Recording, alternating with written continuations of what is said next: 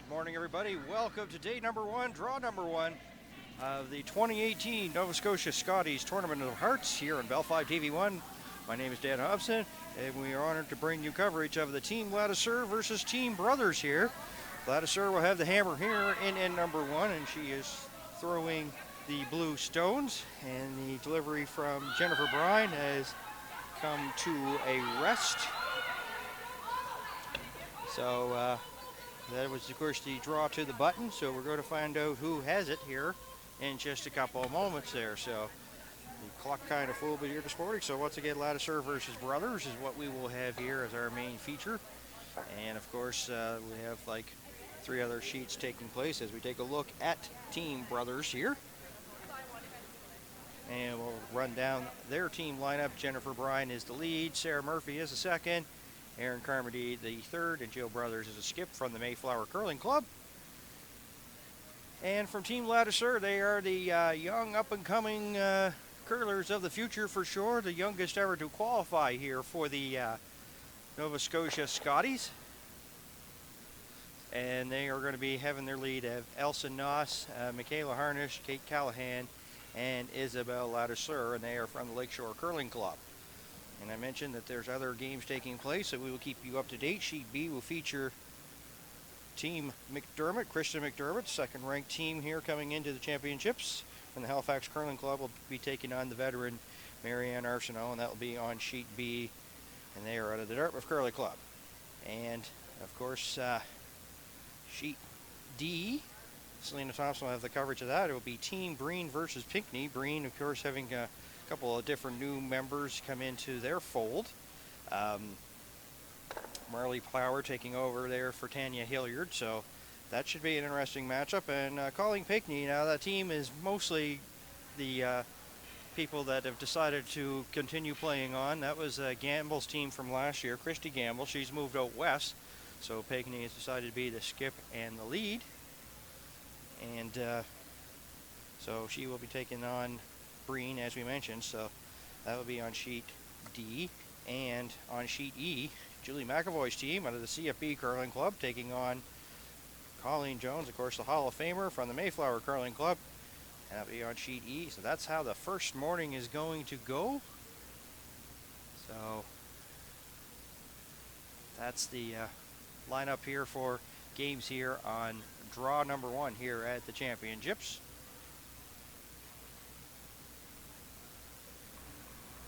Seem to be having a little bit of delay in things getting started here this morning, so now once again Brothers is going to do the draw to the button, so to determine the last rock here. So that's how they figure out last rock here. This, of course, as I said, Ladouceur will have the blue stones and Brothers the yellow stones. And talking to both teams here before today's matchup, and Jill will say that they might have met Team Ladouceur. They can't remember because a lot of these teams, of course, you know, it's kind of a grind and a schedule, a lot of cash spiels, a lot of bond spiels that they travel to.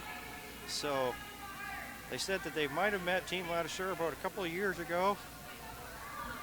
So they have not at least faced them this year, so there's definitely an unknown factor here to start as that draw where we'll come to the 4-foot area. And we'll wait to see who has a hammer here at number one. And they have the officials measuring right now to get that underway. So, of course, this is the first morning, day number one. So, trying to iron out all the wrinkles here at the championships. Of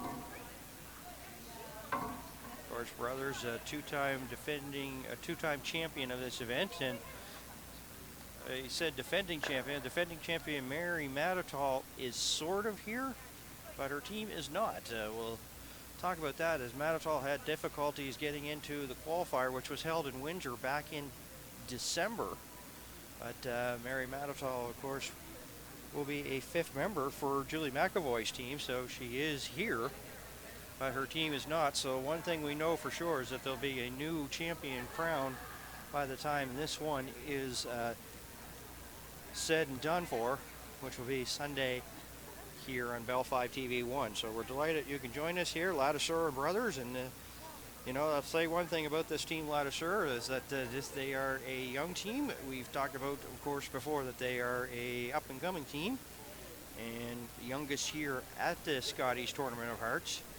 But they're going to be in tough against the Brothers team. Brothers team, they have just been pretty well. They've been cooking with gas since the season started, and really not much of it in terms of a letdown or anything. So they are going to be in for a battle. Ladouceur is against Brothers. As we see the Ladouceur team come on the ice and shake hands here with the Brothers foursome. The Brothers foursome pretty well in good spirits, pretty relaxed, and just happy to get things underway here at the championships for sure.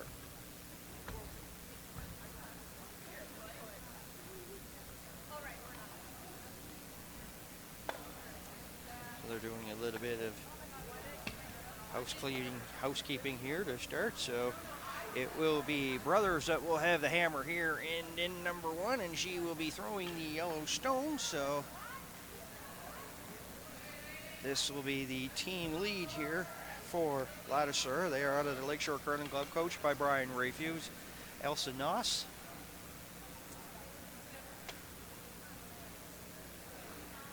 So talking to Brian Rayfuse this morning, that's the coach of the team Ladouceur. I asked him, point blank, does your strategy change? Because for those that may not have been with us there at the curling championships, the junior curling championships, a week and a half ago from Lakeshore Curling Club, the Ladouceur team was there.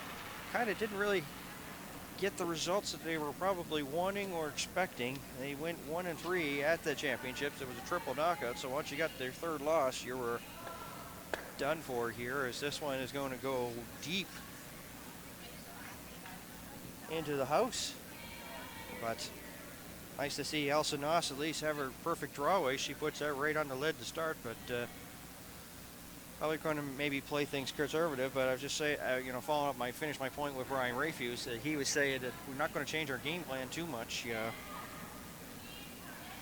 He's going to try to, look in here and figure out the opposition problems as we take a look at the throw here from Jen Brine. So we've met the teams. Now we're underway here at the Dartmouth Curling Club, and a nose hit there for Brine and sticks there.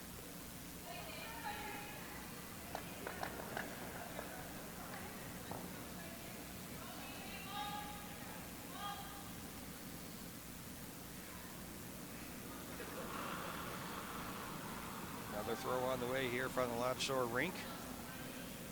Of course, we'll be happy to pass along the updates of the other games taking place here at draw number 1 of the 2018 Nova Scotia Scotties Tournament of Hearts here in Bell 5 DV1. And another nose hit.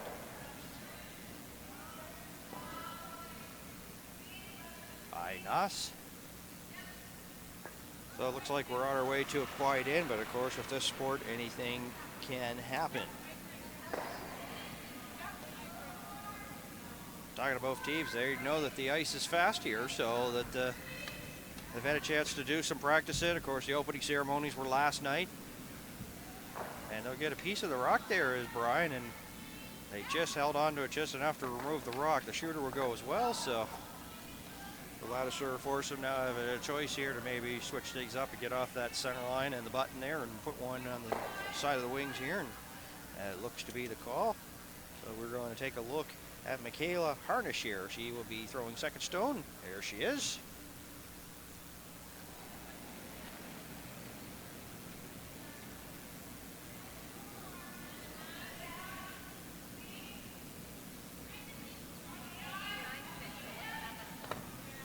Definitely, of course, you got to wonder maybe if nerves may be a little bit of a factor here for the Ladouceur team, but the thing is that, curling is curling, and they may have just maybe a little bit of first hit jitter, so they're going to probably try to, keep things a little clean there, try to get those worn off here, and this one will stop there in the, just barely touching the 12-foot area. So it looks like the teams will, as I said, exchange shots here in the first. Here's Sarah Murphy. Interesting stat about this team last year is that Sarah Murphy was doing a little bit of an alternate role as she was having a baby, so there's been times that, you know, she got back a lot quicker than expected. So this Team Brothers team actually had 5 people. Of course, their 5th member is Bliss Joyce, so, and she was doing a lot of playing second last year. So sometimes, you know, you want to make sure they had pretty well a team of 5, and they've, for championship purposes now, put it back to 4 as Joyce will now be the 5th member. Another throw here from Michaela Harnish. Right on, nose hit. Yellow will spin back and out.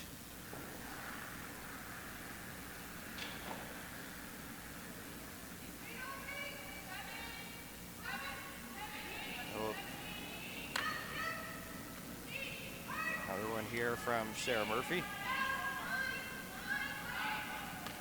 And as you can hear, things start to get a little bit loud and intense there on the sheets. That's what seems to be a little bit quiet so far. There's not much going on. There's another nose hit there by Murphy, so.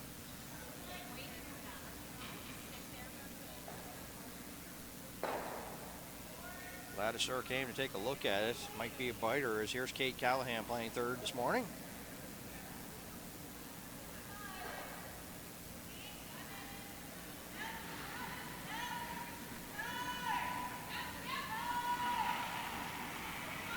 Of course, this team, Isabel Ladouceur's team here out of Lakeshore Curling Club, they've had a lot of media attention for, of course, finishing as strong as they did and getting here. But just to get here was a tough task indeed. They started off the championship, of course, the qualifiers, had a 7-6 win over Virginia Jackson, followed by a 7-4 loss to Teresa Breen. And a 6-5 win over Callie Moore. That's a young up-and-coming team. So we'll hear a lot about the Callie Moore team, and later on, of course, they're trying to qualify for the Canada Games. And a 9-6 loss to Colleen Jones. So it took the last game for Isabel Ladouceur to defeat Emily Dwyer, who was having a pretty good season. As we take a look at Erin Carmody here, trying to come around that blue stone. So all of a sudden things started off pretty quiet. They now have half a rock buried and into the 4-foot area.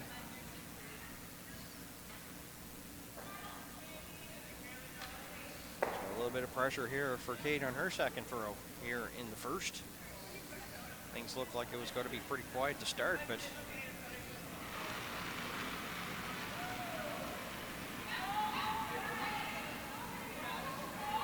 Kate Callahan.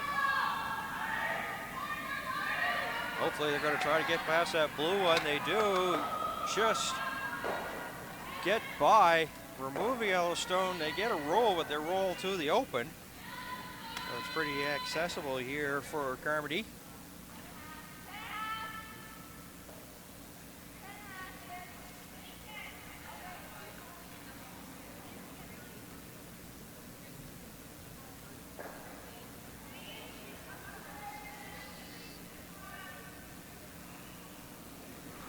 Yeah, there was a big advantage. I talked about how they had 5 members last year. A lot of times that could have been for class purposes, because Carmody is a student. We'll find out more about these participants here later on as this game proceeds. Pretty well an easy open hit. They get a little roll, rolling away from the tee line into the 8-foot area. Front tee line there to be line 1. Ladouceur, of course, has a corner guard there. Would just love to get a roll here as we're now into skip rocks here in the first. As Ladouceur, as you see, will make her way up.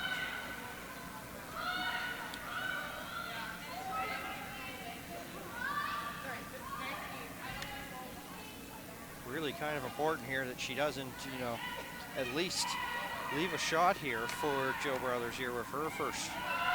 And in number 1, at least have something, and doesn't really want to roll out.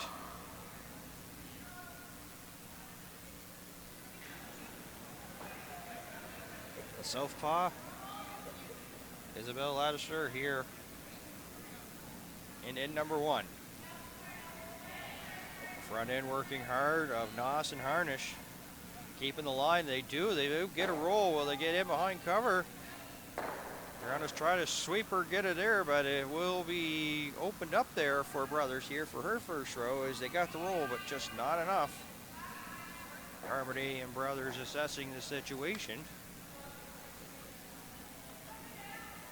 But as you can see, that shot right there easily pretty accessible. And the thing is, like when they had she had a chance to take a look at the Ladouceur shot, Keen Ladouceur shot, and can see the path, so probably knows what ice to take and everything.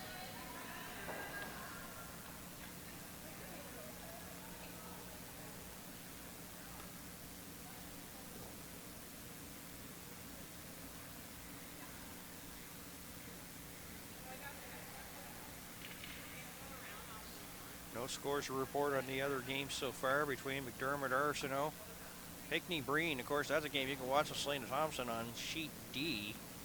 And on sheet E, McAvoy and Jones.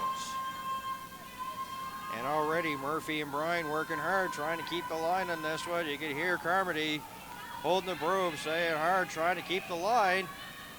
Nice brushing there by Bryan and Murphy, and a nose hit, and they'll stay right there. So Ladouceur, of course, right there, puts the broom down and heads up right away, knowing the path because she had a chance to study it. Really relied on the sweepers.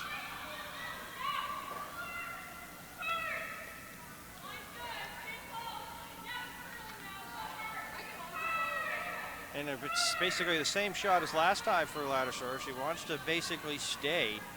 If she can get it behind cover, and then that, of course, force Brothers to take a single here with the hammer in one. If she can get behind that blue guard. If she can't, you can see that maybe Brothers may take one or try to, blank the in with her last shot. This is a final shot here for Ladouceur here, one.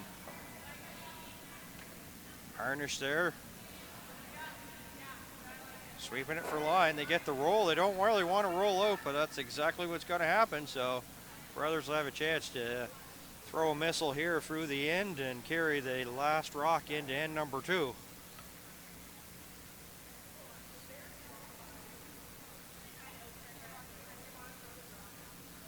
It's kind of a little bit of surprise. You figured that maybe Ladouceur would do that on her second. It was just the same as the previous row, so you figured maybe just a little bit of slight air and maybe up the weight a bit more. It was the exact same path, so it was kind of a little bit of a surprise there.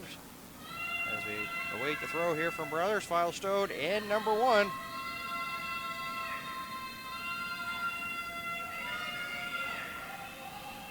They're happy with it, so they'll put her through and they'll carry the hammer here in end number 2.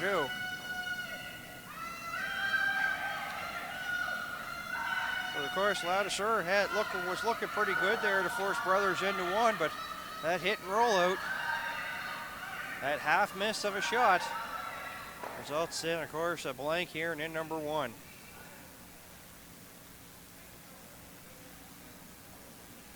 Boy, Colleen Pinckney and Team Breen, of course, on sheet D with Selena Thompson. A lot of rock supply early in that one.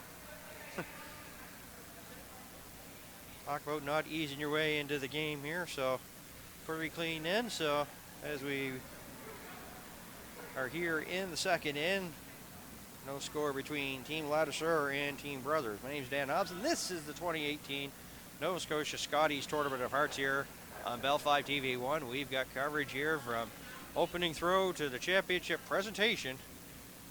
And this one looks a little bit hot and may go into the house.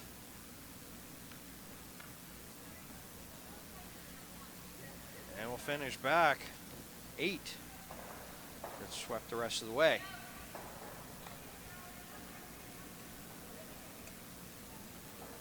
So it's a little bit of weight issues here for Noss, as she was heavy on her first row in the first in, and ditto here in the second.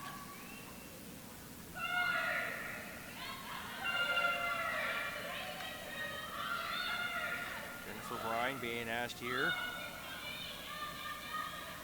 Throw up a corner guard, so that one in behind the tee line just going to be ignored for the meantime. And the corner guard being put up, and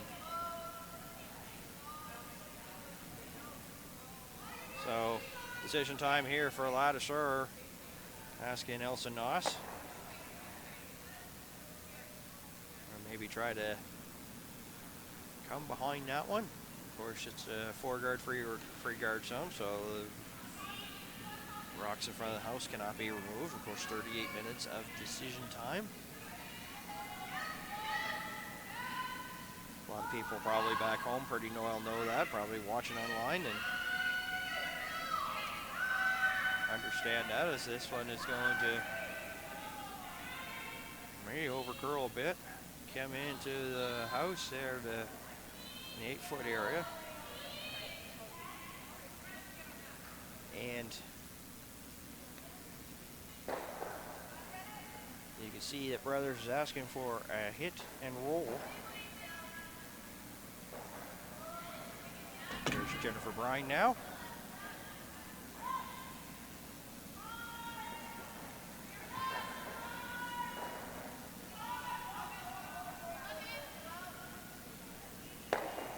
Gets a nose hit on the one in the back there.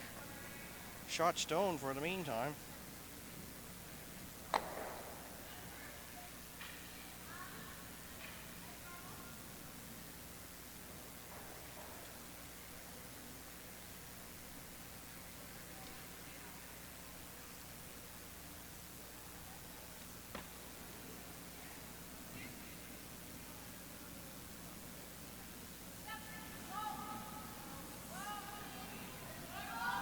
Kayla Harnish here. It's already looks to be more of an aggressive end by both these teams. Ross and Callahan get try that blue one, and a nice job by the front end to keep the line on that one and not wreck.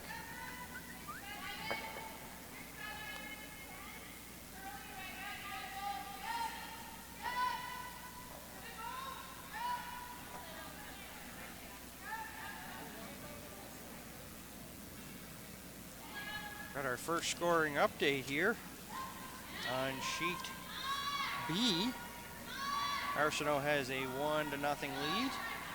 Got a single point one. Pinckney got a single point. And sheet D, they're still finishing up on E. They're saying 2, okay, yep, 2, pardon me. So 2-0, 2 for Pinckney over Breen. Still waiting for a score between McAvoy and Jones. That's on sheet E.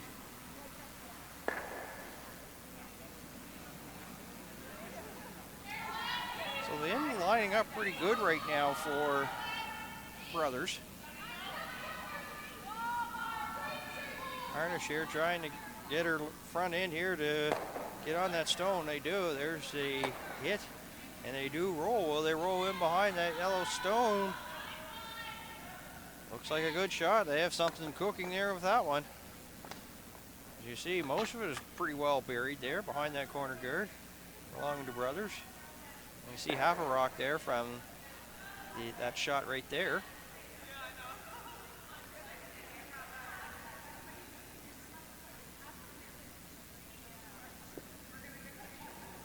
It was 1, so there. So it's Pinckney 1-0 over Breen.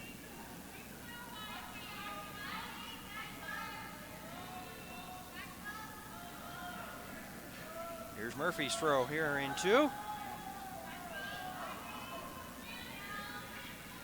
Pretty well out on its own. Slight cleaning there by Carmody, and now they get the roll, but this will roll too far out.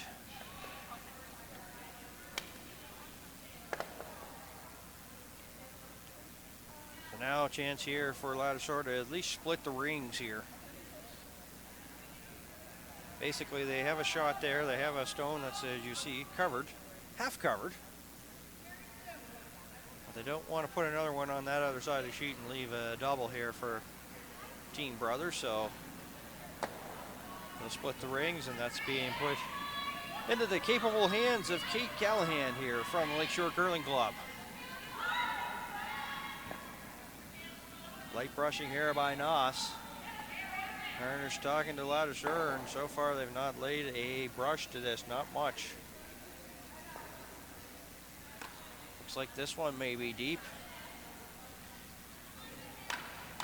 And there's a mistake. They had a chance there to you know, maybe force, you know, Brothers to take one. And now, of course, they're written into like the third stones here. So now Brothers can make a play on that and, you know, see if she can get a roll too. So, or she has hammer, so if she can, you know, like trade shots or shots, she would look pretty good here for her too here in N2. Here in Carmody.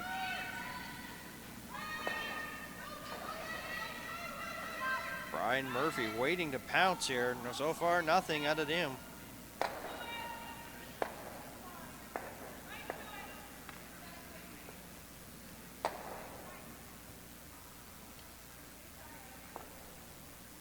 And they'll just brush that and touch that blue rock.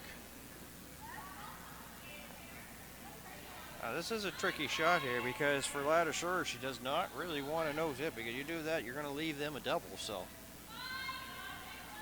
puck's really not advantageous here.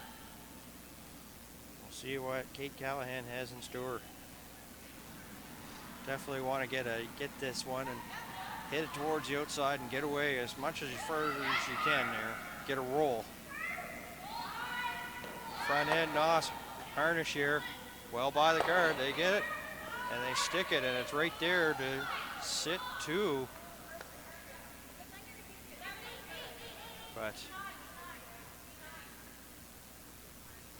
as you can see, they have like, see, 3/4 of a rack there from the hack, because that camera's right down at ice level, so they could just come in and just, you know, get rid of them all.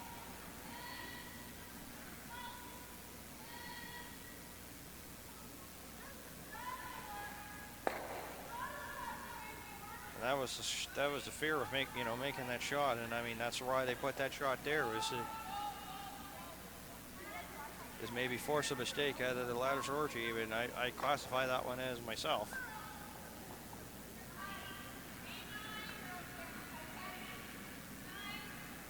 Not much lead to this one here.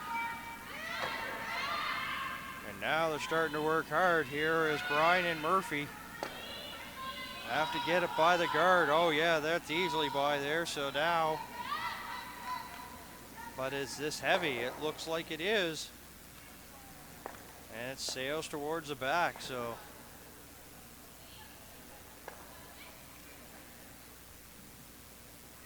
Ladouceur may have a little bit of pressure here on the two-time provincial champs, but sitting two, but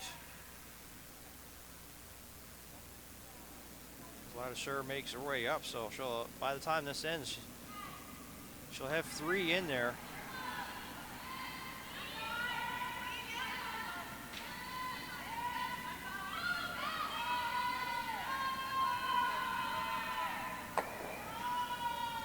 Always find it interesting, the pre-shot routines from these curlers never changes, even like watching the mixed doubles for, you know, 2 lucky curlers to go to the Olympics and that new concentration, that new sport, mixed doubles.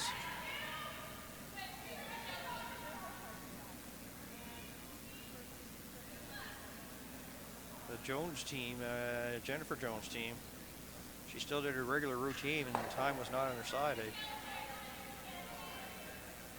Brad Gushu, I believe, was her partner there for that, if memory serves me well, and that will come to a stop there in the 4-foot area. So line 3 right now without hammers, Team Ladouceur.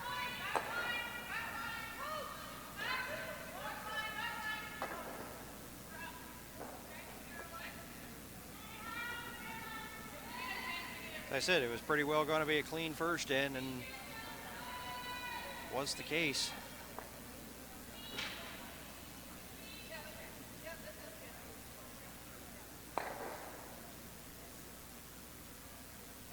I know they're into end number 2 between McAvoy and Jones, just nothing put up on the board yet, as Thomas is getting ready to throw there in 2. Jill Thomas the lead there for the team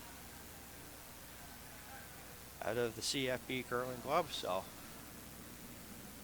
Irish Nova point in 1 as they play 2, and Ankeny got a score of 1 as they play second, as we're taking a look at the throw here from Jill Brothers here in N2. No score between Brothers and Ladouceur. Gets a bump. Removes the blue stone.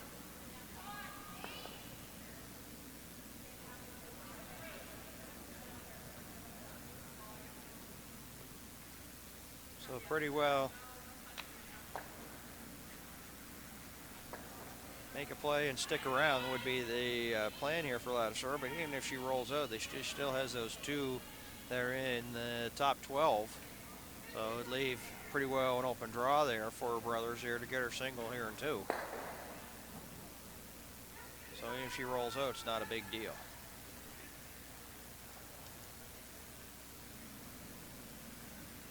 Final stone for Ladouceur here in 2.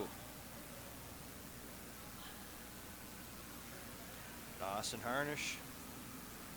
Noss doing the work. Harnish guarding the line, watching the line. There's the nose hit. Actually, it's going to be a hit and a rollout. So there it is. Pretty well anywhere 8 foot, 4 foot, and button is all that brothers needs to get a single point here in 2.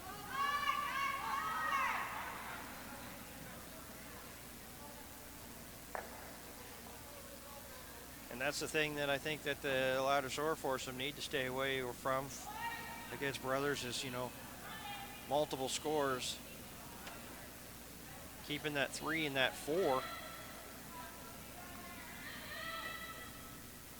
Well, Colleen Jones got 2 and 1 to make it 2-0 over McAvoy as they play 2. They've updated the score there in that one.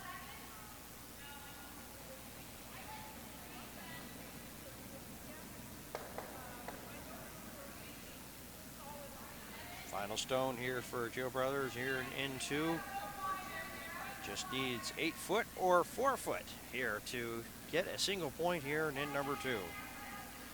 And Brian and Murphy are working hard. May be a little bit light, but they're working hard to get it. I think they may be okay. Is it going to be light? No, it seems to be okay. Right on, 4 foot area. Good team shot there as Murphy and Brian work hard to get that one there to the 4 foot area. You know, it was kind of fooling. It looked like it might have been a little bit light, but they worked hard to get that single point. So Ladouceur will have the hammer here in end number 3 with the Blue Stones and the brothers team taking a 1-0 lead.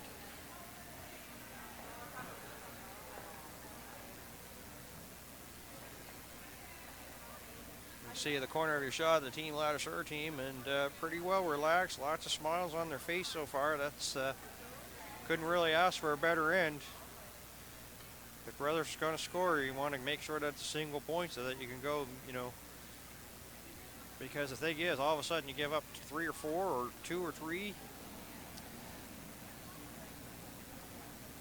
This brothers team, of course, solid, and they may not be, you know, allow you to get any big scoring chances. So they go singles for singles, you know, it's probably better in their advantage than try to go into like an all-out high scoring fest and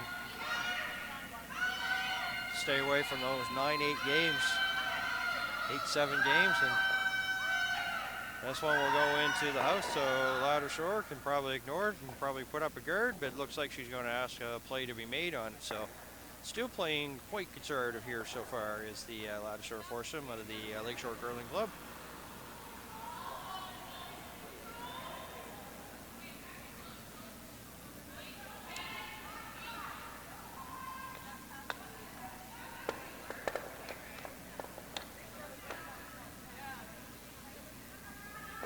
Noss there with the piece of the stone. The shooter goes as well.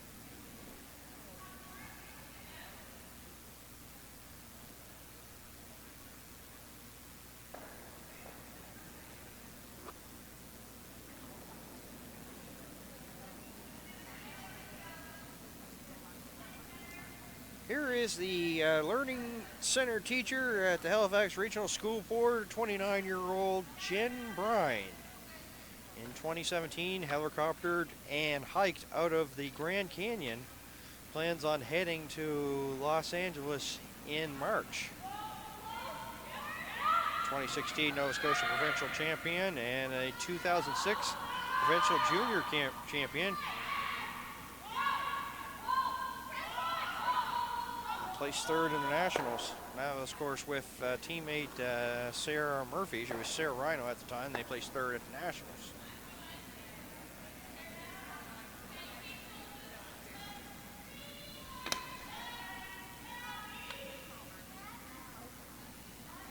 Elsa Noss.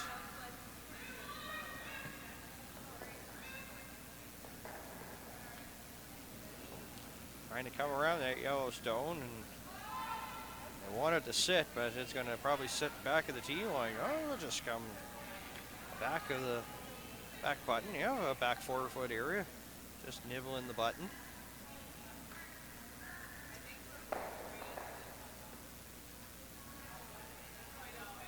Here's Sarah Murphy. Of course, she has curled for 24 years, the age of 31 years of age. A forensic engineer for Contrast Engineering Limited. 2006 Nova Scotia Provincial Junior Champion, third at the Nationals, and a 2016 Nova Scotia Provincial Champion.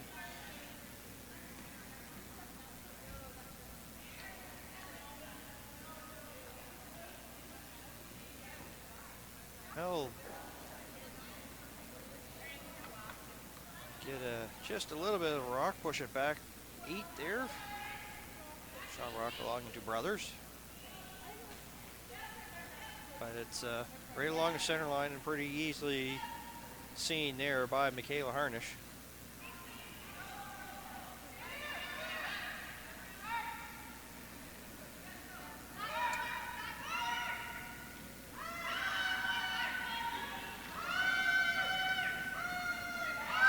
Team have had some guards in play, but just haven't been able to get them completely buried and easily picked out. This one's got a long way to go to come out here. It's a long ways out. And heavy too, so.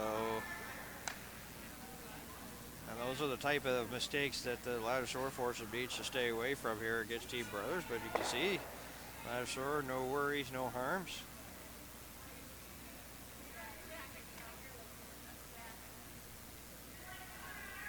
They're a pretty upbeat team.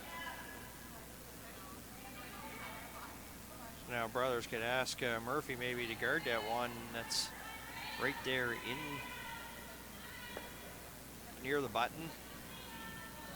Maybe give it a little bit more protection and shorten up the area, but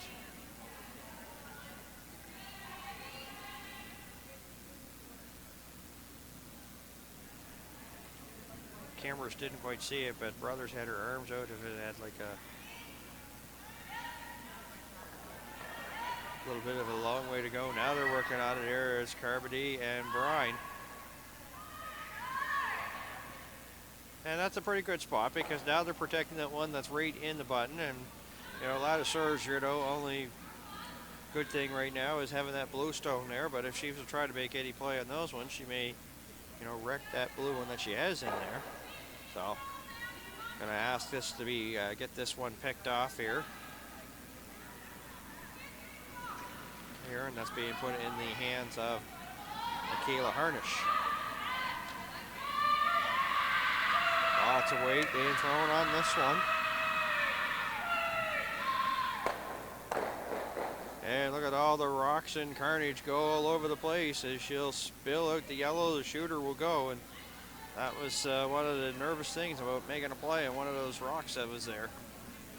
They pushed the yellow back a bit off the button, so there's a blue stone right there, and that's something that Brothers can come around and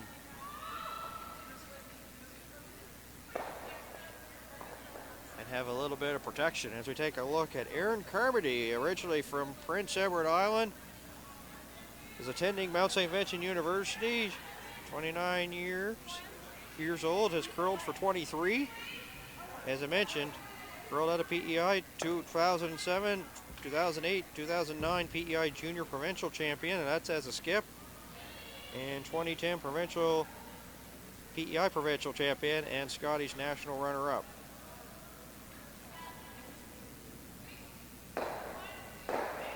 Nice throw, as you see.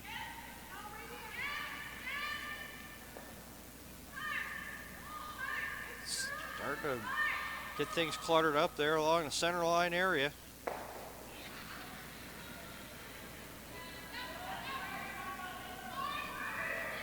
Kate Callahan here. Throwing big weight. But that's got to be a nose, and that's going to leave some more shrapnel in front of the house. The other shooter went as well, so.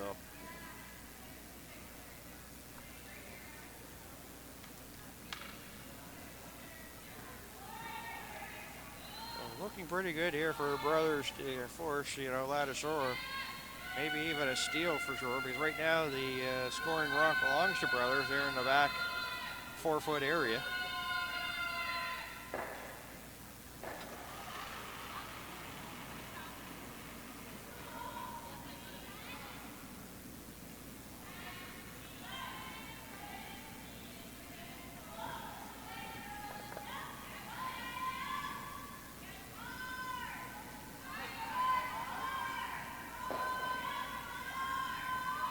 Brian and Murphy here. Working hard work here, scrubbing there, the front end, working hard on this shot here, and comes to a stop. So they've really got that center line pretty well blocked off. So they're gonna have to really rely on the sweepers here as Ladouceur there for come-arounds here to maybe even get her point. That's of course a couple shots away, but you see things are. They're going to have to open it up, and this will be put in the hands of Kate Callahan. Once again, throwing the big weight up, and here is Noss and Harnish. They're off of it now. And they'll spill some of those yellow stones and open things up, so not a bad shot. And the shot rock now belongs to Ladouceur, but it's in the top 12.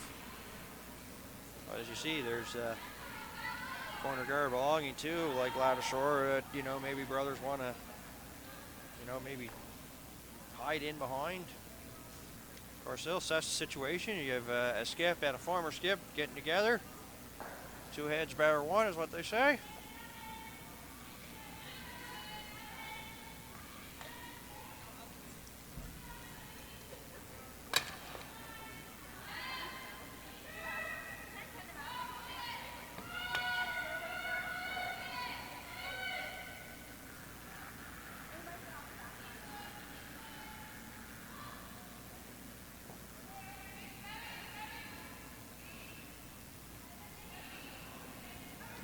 Take a look at the hairdresser, Jill Brothers, 34 years of age. Has curled for 25 years and quite an impressive resume. 2001 and 2004 Nova Scotia Junior Provincial Champion, 2004 Canadian Junior Champion and World Silver Medalist. 2017, 2014, 2016 Nova Scotia Provincial Champ. So she's two-time been a provincial champ as a skip, 3 times overall, as she was a third for Heather Smith in 2014.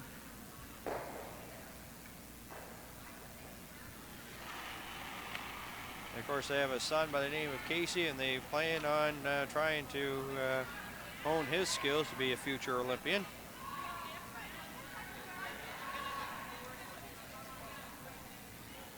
So here's brothers with the force here for 2 stones there in the 12-foot area. As Ladouceur make her way up here for skip rocks here in number 3.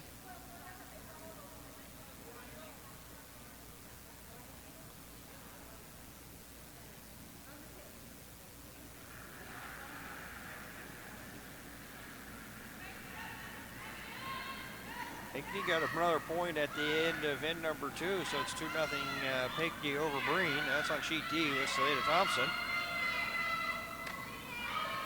McDermott came back and got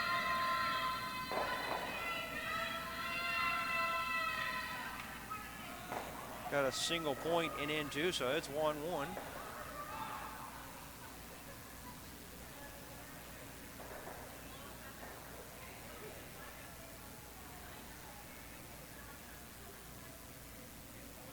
And still Jones and McAvoy. Jones leading 2-0 over there. So the double made.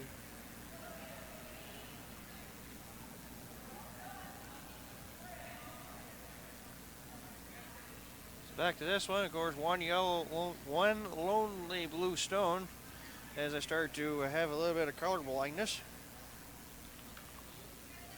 here in the early going. It is early morning here in Dartmouth, Nova Scotia. Glad you could join us here on Bell 5 TV1's coverage of the 2018 Nova Scotia Scotties Tournament of Hearts here on Bell 5 TV1.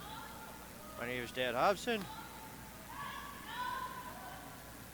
Nose hit pretty well on its way for the team of the Mayflower Curling Club. They'll get a little roll in behind cover, but really not too much there. And Kate Callahan, even before that one came to a rest, had the broom down for Ladouceur to make her way up.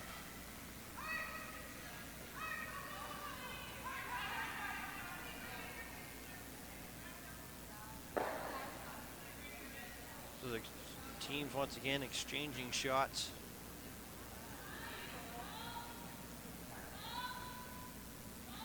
I have a funny feeling that the game plan here for maybe Ladouceur as we see the final stone here and in number 3 from her is to make sure, you know, you don't get yourself into too much of a situation, but whoa, this one seals. And it's a steal, so she had a chance to hit and roll and then flashed it, so steal for Brothers here and in 3 makes it 2-0. So Ladouceur would keep the hammer here in 4th, throwing the blue stones. 2-0 a score. And that's the thing that they really can't really afford to do, is get into too many mistakes against this Brothers team. And might have been a mistake where they just decide to up the weight and that's what you're going to see out of the young teams, is when they throw that big weight, all of a sudden they may be a little bit out of line, and so now they're in a tough situation here. Down by 2, so not really the situation they want. So now they're in a little bit of catch-up mode. But the thing is, of course, in the sport of curling, you have to have like a short-term memory, and I mean really short.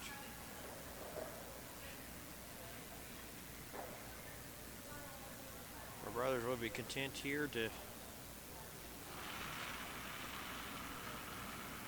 try to get the force here. Ladouceur with the hammer here in the 4th, and force her to 1.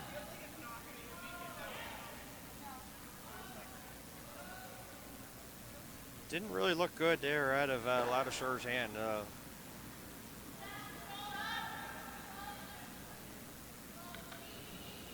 Elsa Noss.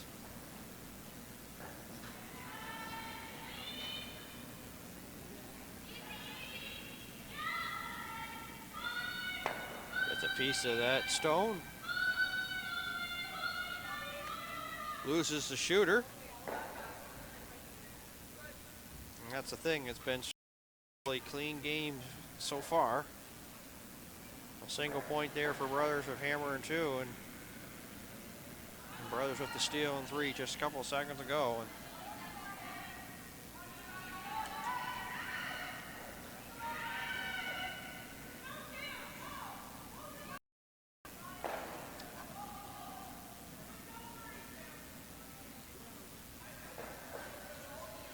Get a chance here to pretty well replace that Yellowstone that was removed previously, and they'll put it right on the center line in the 8-foot area. So see what Ladouceur tells Noss what. And in number 4,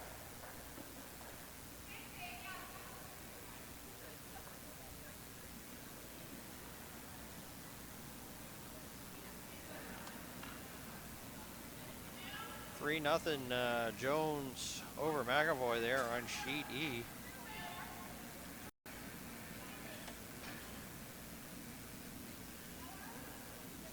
Two 2-1 Arsenault over McDermott. As I said, 2-0 Pinckney over Breen. So you're up to date on what's going on. There's a corner guard thrown up here by Ladouceur.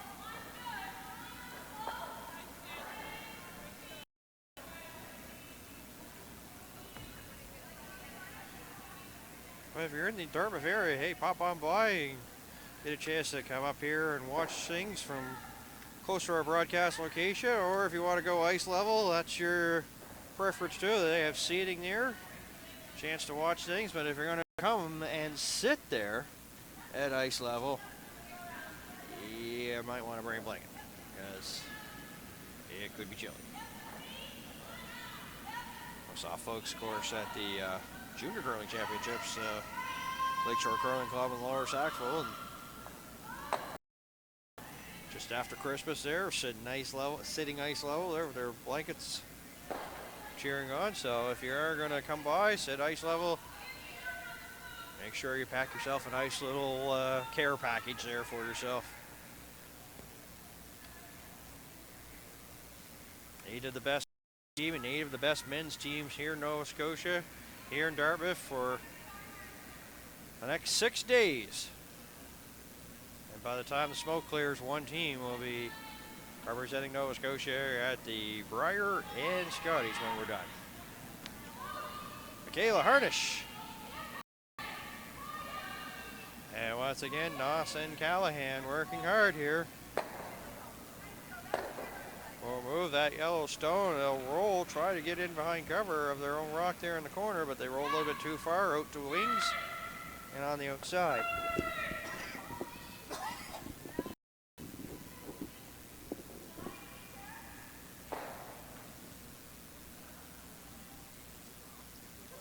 Yeah, that rock really couldn't end in a worse position here because now Sarah Murphy's has a chance here to hit stick and for 2, and a lot of separation and a lot of distance. So will prevent a double opportunity here as the throw from Murphy's on its way here and in number 4.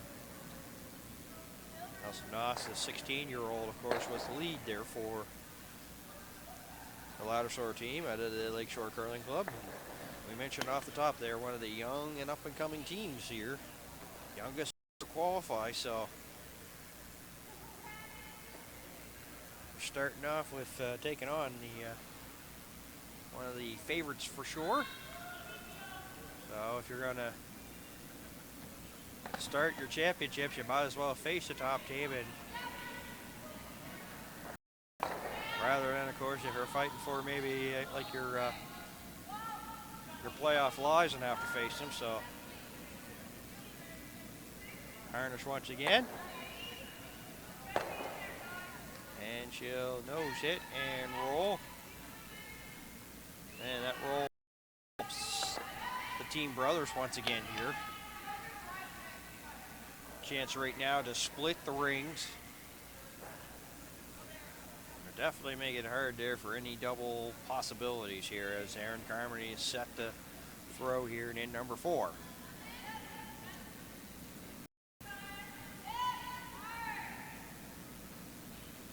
Saw that Murphy almost collision there with the Team Ladouceur team, and they're just not a lot of room there, and for teams because they got both the 4 sheets in play, so not a lot of room there to try to be to get out of harm's way, and the slightest of movements and maybe a little brush there by Murphy, so no harm there. As we take a look at the coaching staff here, and behind the glass you see the gentleman with the hat there just over Isabel Ladouceur's shoulder is Brian Rayfuse, an ice maker at the Lakeshore Curling Club. So not only was he like coaching his team, but he was also one of those taking care of the ice during those junior championships, and jokingly said that he was very efficient on 3 hours sleep.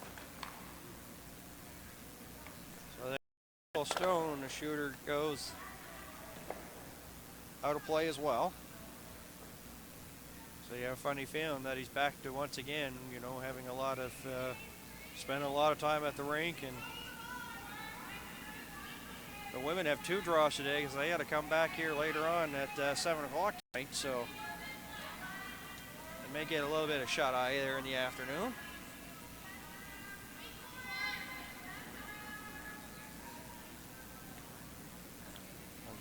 Brothers doing very well here to force Ladouceur to take a single point. They're keeping the rocks separated and pretty well on the outside of the rings, preventing any doubles, so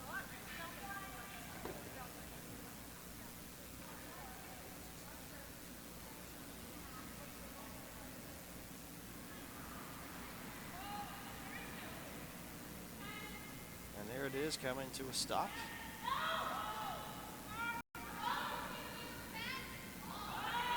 It's just a matter of what you feel comfortable. You see Ladouceur there was pointing, you want to play that one or this one, you know. It's 6-1, half a does the other, because whatever one you make, you know, Brothers is going to basically play a nose hit on the one you just throw, so.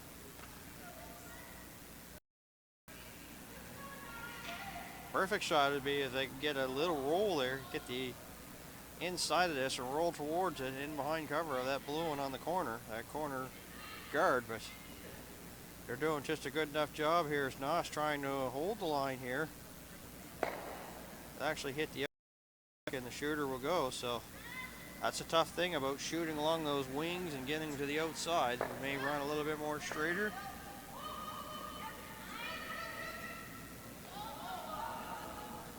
So we're going to skip rocks here at 4.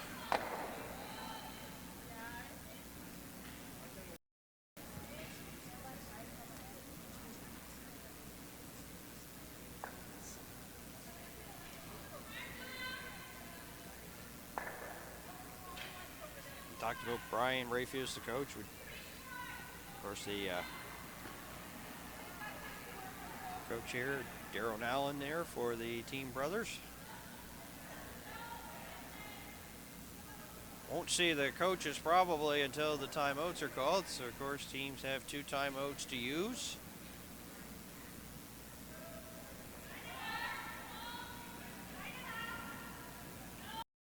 Game here so far. We're into the 4th, and teams right around the 26 and 27 minute mark there on their 38 minutes of thinking time. So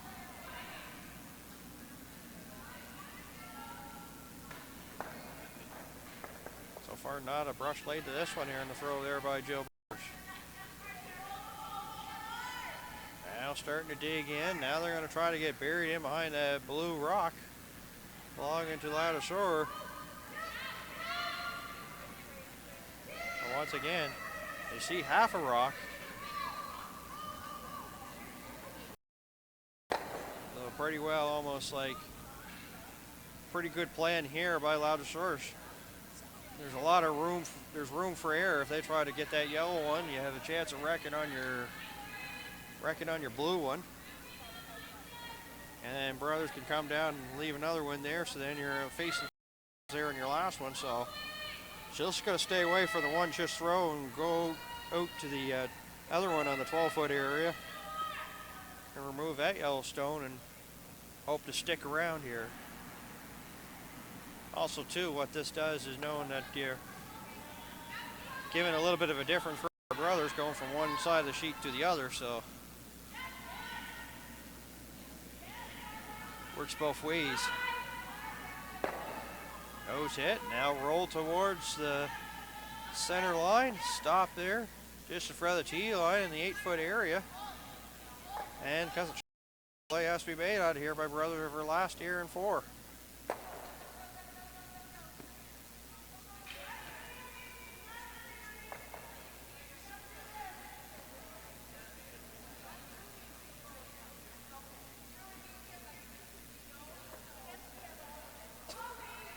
Just reached 10 o'clock here in the East Coast of Canada, Atlantic Standard Time. Good morning to everybody.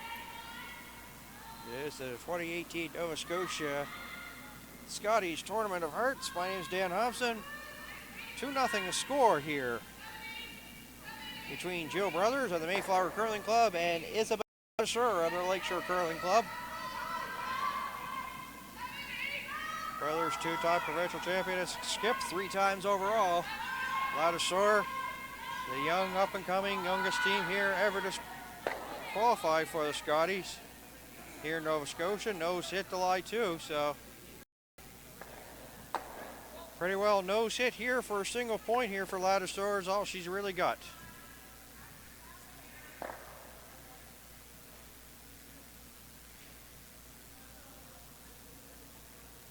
Once again, the team Brothers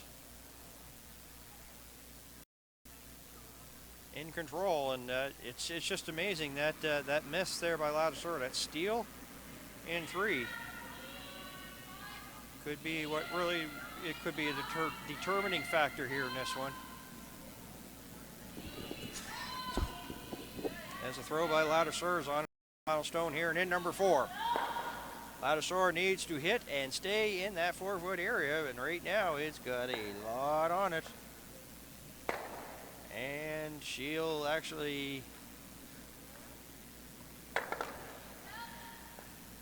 roll away, so another steal here for a single point here at 4 makes it 3-0. So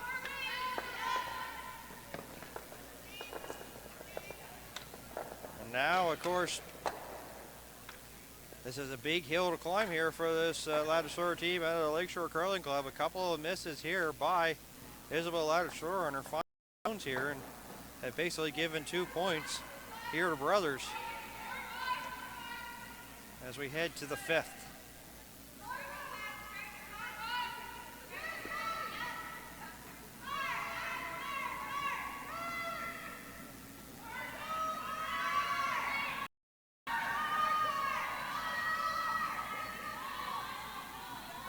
And that's the thing, that if this, definitely Brothers out curling Ladouceur percentage-wise with a couple of those missed shots, and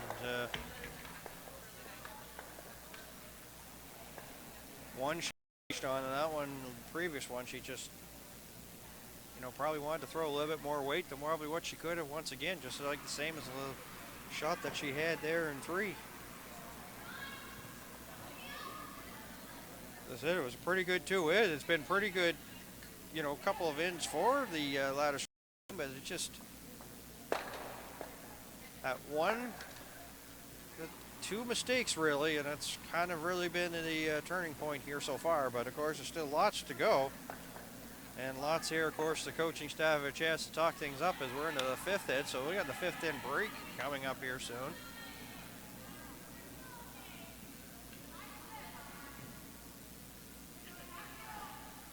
McAvoy's on the board in their game against Colleen Jones, so it's 3-1 there. Colleen Jones over McAvoy. Nothing much still to report there on sheet B. It's 2-1 Arsenault over McDermott. Looks like they just wrapped up at Ed, so of course that's going to change in a couple of seconds.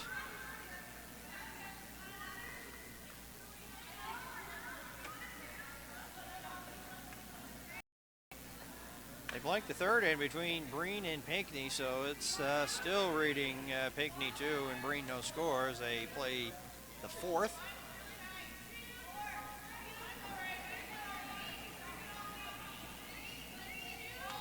And once again, the pressure on once again here is Brother Yellowstones here early into the 5th end. Ladouceur has hammer with the blue handle stones. And draw number 1 here of the 2018 Nova Scotia Scotties Tournament of Hearts here in Bell 5 TV1. My name is Dan Hobson. Just joining us.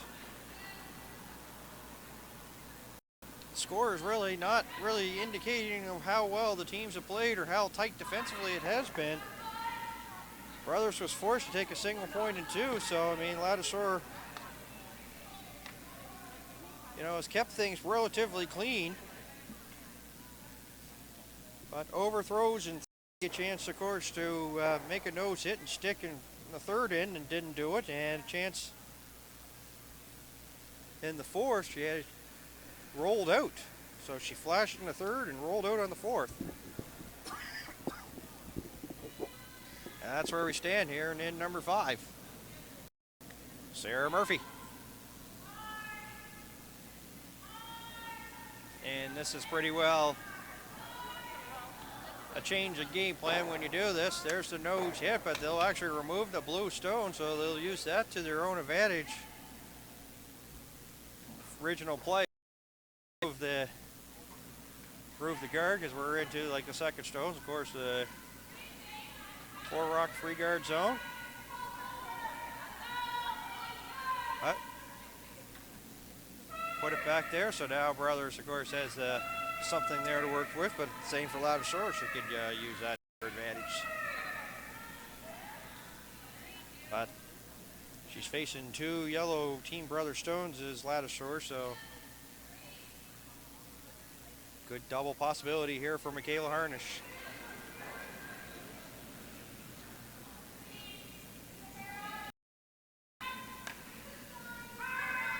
took a little something off of this, so it looks pretty good. You see pretty well right on the line. May get a little bit of separation, may not remove all the stones there, but gets a little bit of separation and does, and yellow there will stop there in the 4-foot area, blue in the top 12.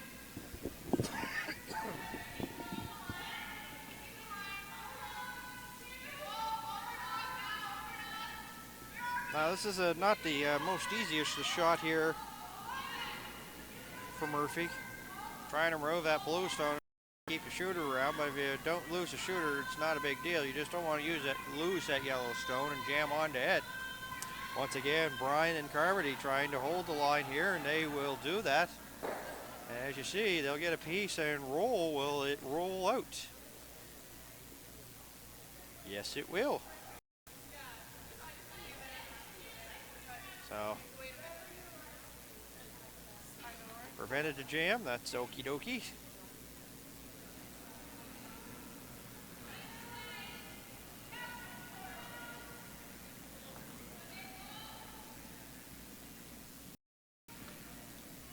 And now they get a chance maybe to try to hit and go get a roll under cover of that yellow stone belonging to Brothers. Maybe would be the game plan.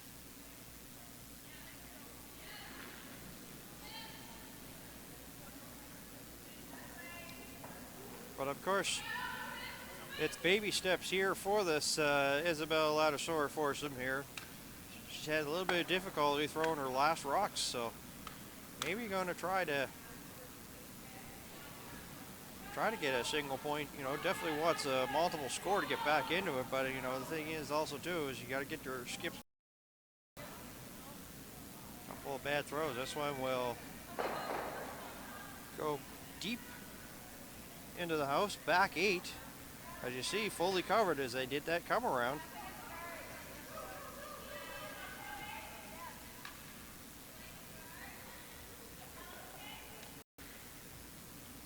Thing here for Carmody, she has this pretty well seen the last throw being done here, so she had a chance to watch the path.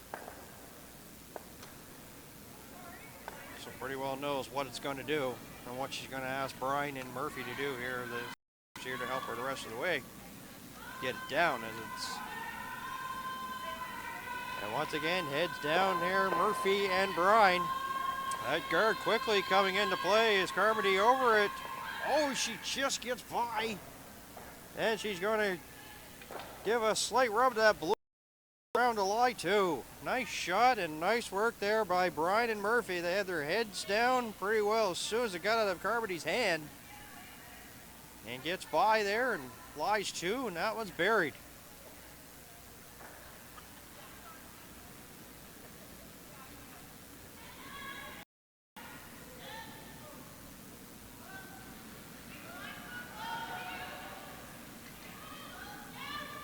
Callahan now here as we're in the third rocks here at end number 5. 3-0 Brothers over Ladouceur. Steals in the third and the fourth. Brothers got a single in end number 2 with Hammer. That's been the story. This one's got to start to come over here. They're going to try to freeze that Yellowstone just thrown. And nice shot there as they'll at least prevent here from, you know, maybe, but of course Ladouceur has the hammer here, but give a little rub on that yellow one, so there is a little bit of separation here for,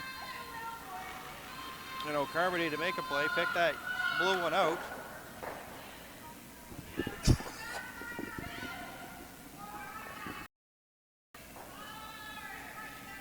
Of course, the reason why the Ladouceur team put that there is say, okay, you want to make a play on this, you may risk jamming one of your yellow ones.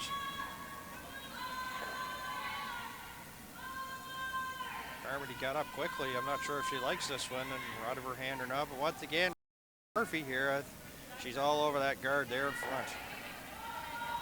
Pretty well, the body language told the story in that one. As soon as Carmody got up, you know, definitely not a good face for poker. Pretty well and said he wasn't happy with it pretty well from the time that it was thrown. So now nowhere for really anybody to hide here. Well, they have that center one, but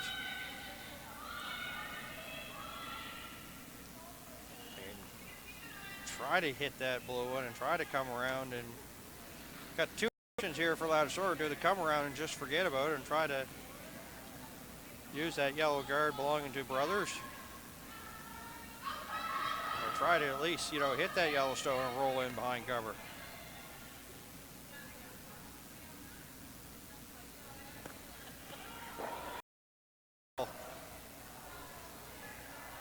Swatting away as if Alison Noss was more of a fly than her teammate. Never seen really any of that sort of thing, but you can see they're having a chuckle about it. The intensity for sure. Sometimes you get a little caught in the moment, so they do remove that yellow one, and you can see 3/4 of that blue stone. Right now, Carvedy and Brothers not paying attention to it at all.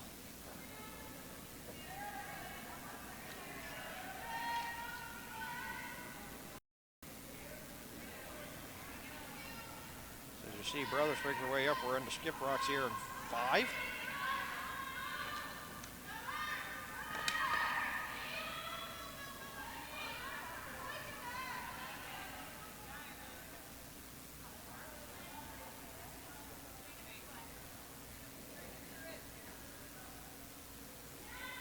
Same routine every time Brothers decides to throw a rock down. Everybody has it. Every curler has it. Take a little extra time here, and Brothers are her first here in number 5. Big weight already. Murphy talking to Carmody. They're going for a run with this rock, and they haven't touched it yet, all by itself. And removes it there. Brothers there just said, hey, Murphy and Brian, take a break. Myself, thank you. Nice weight. Front end sweeping optional that time. And back to line 2 again.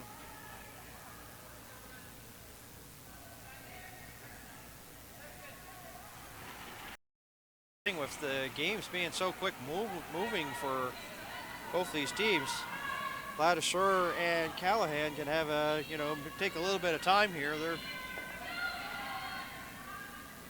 23 minutes and 30 seconds there and counting there for them. Let's take a look at Noss and Harnish. Having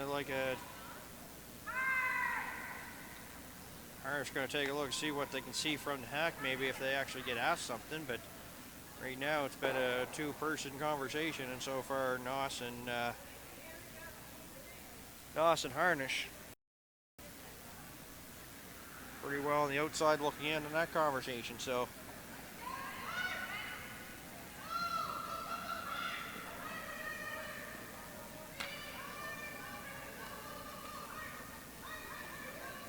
this thing looking pretty good for Ladouceur right now. He has the hammer here in 5. But it's really, really important if she's making a play in these 2 Yellowstones not to lose the shooter, because she's sitting okay in terms of a good score, but can't afford to lose the shooter. She throws her 5. Noss and Harnish. And look at this. 1, 2. Is that going to spin out and go towards the back? Will it bite and spin around? No, and a nice shot to be line 2. And you can see no double possibility, so that's a good bounce back shot there for Ladouceur. Kind of struggled there with her final stones in 3 and 4 and getting that big shot.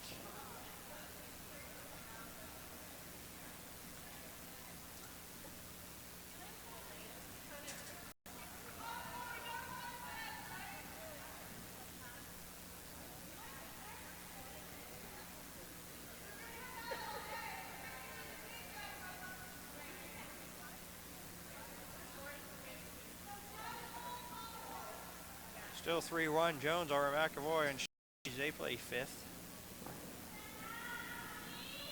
McDermott 3, Arsenault 2 as they play in number 5 as well.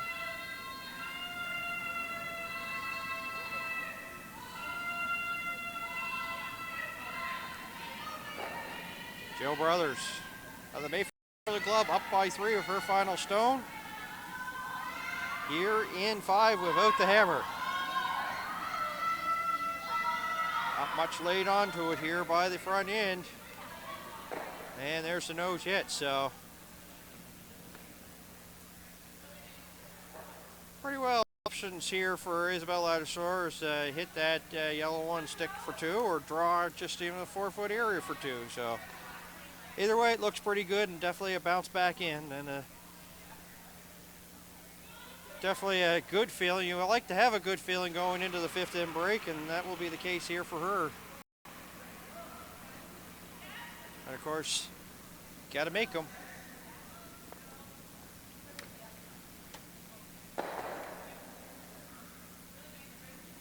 As one of my broadcasting friends would say, you got to finish. So that's the case here. Final stone here for Isabelle Ladouceur of the Mayflower.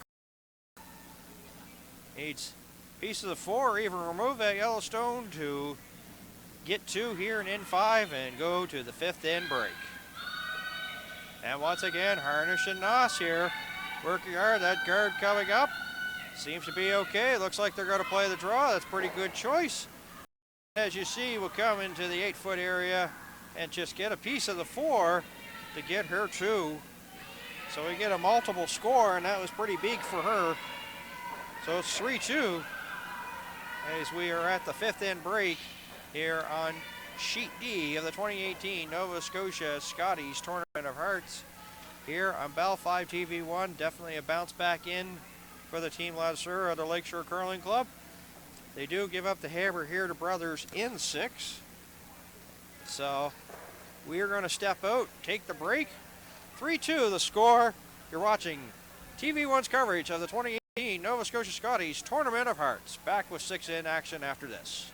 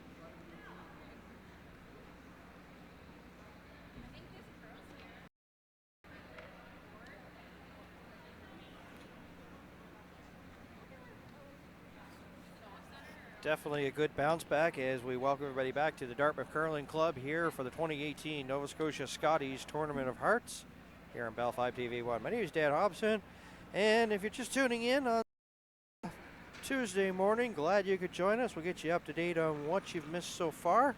Brothers had the hammer in end number 2 and ended up got a single point in end 2 to take a 1-0 lead, and then she got steals in the 3rd and the 4th to take a 3-0 lead. And Ladouceur with a bounce back 5th in. Deuce and in number 5 to get on the board. 3-2 where we stand here in the 6th. That would be Brothers with the hammer here in the 6th in, throwing the yellow stones. This is Elsa Nasser for Team Ladouceur. Team Ladouceur, of course, we've mentioned a lot here throughout the broadcast. Young up-and-coming teams, and youngest team to ever qualify for the Nova Scotia Scotties. They were also at the Nova Scotia Junior Curling Championships, which was in their home rink just after Christmas. Had a 1-3 record, so probably, came in with, higher expectations, with playing in your backyard. Some things didn't go their way, but they've have a chance here for a second bounce back, and really with a couple of missed shots there by Isabel Ladouceur there in the 3rd and the 4th, definitely could be a different game here, but it is 3-2. We mentioned this Brothers team, boy, they have been pretty good. 21 wins and 8 losses. Now that's based on the World Curling Tour standings, so there could be other, cash spiels, playdowns that they participate in, so not really an official record, but they've had pretty good on that spiel, and of course had the buys and didn't have to go to the provincial qualifier, so they've just had a chance to do a little bit of some practice games and stuff while everybody else was fighting for their playoff lives to get here. Number 1 ranked team in the Nova Scotia women's curling standings. And they've finished second at the Spitfire Arms Cash Spiel and at the New Scotland Clothing Ladies Cash Spiel. And it was the New Scotland Ladies Cash Spiel. She lost to the Nova Scotia Junior Curling Champions, Caitlin Jones, a team out of the Chester Curling Club. And Team Jones, of course, getting ready to take on the nation at the Junior Curling Championships, January 13th to 21st. And then the place finish here for Team Brothers at the Lady Monctonian. So they said they are a pretty good team, and they are having a pretty good season so far. And they are definitely in control of this one now with the hammer here up by 1. So even if they get 2, then they'll be up by 3. They're going to take advantage here of the free guard zone here as Brian with another throw. We see Ladouceur throw hers up and a couple of stones in play as well.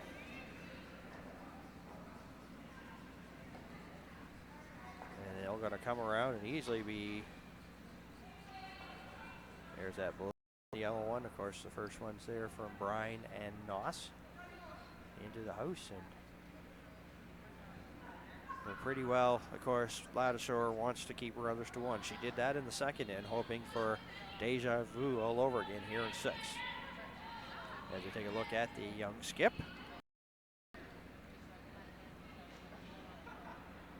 Might have had a little bit of nerves, but I'm sure that 5th end probably made her feel a little bit better and ease her way. And, basically now it's just curling, and we're into the 2nd stones. Here's Michaela Harnish here. And just like that, Noss and Karen on it already, trying to hold the line. And they'll get a piece of that yellow stone and lose the shooter. And just like that, Brothers with the, of course, anything there for Ladouceur to get behind. He's going to ask Sarah Murphy to remove that blue stone.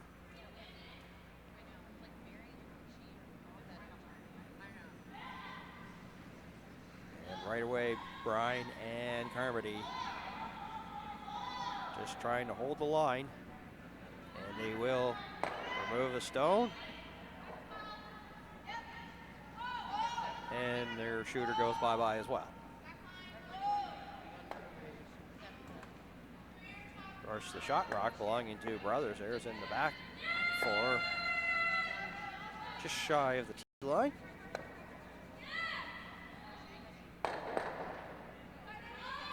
We'll see what Harnish has here on her shot.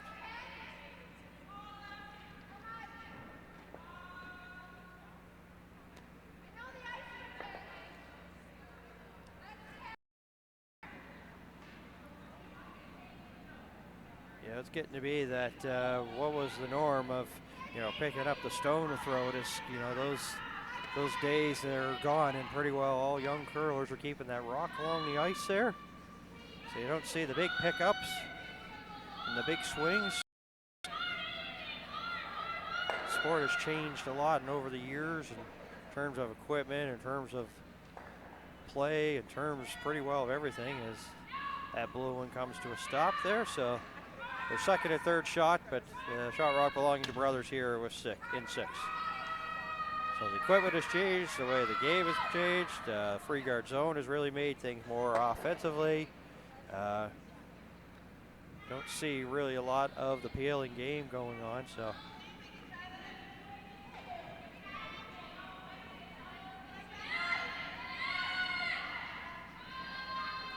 Both teams should pretty well be, happy with the way this game is going, because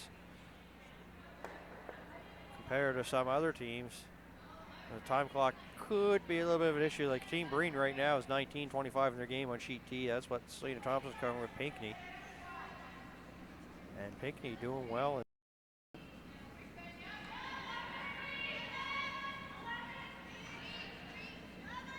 Breen struggling right now. It is 6-0 as they play this.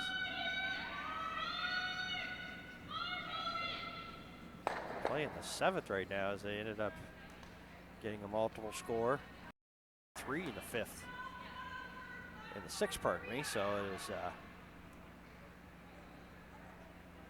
6-0 for Pinckney over Breen. That's a bit of a shocker there. Breen came in coming in the 3rd ranked team. They were pretty well in the province, but of course they've had some adjustments. We'll talk about that when I get to one of their broadcasts for sure. Here's Murphy once again. Oh, yes, she's got her weight on, doesn't she? Removes the blue stones, and the yellow will spin towards the wings to lie 2. Nice shot, getting rid of some blue granite.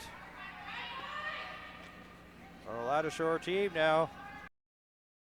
And a little bit of a pressure cooker here on sheet C, pardon me.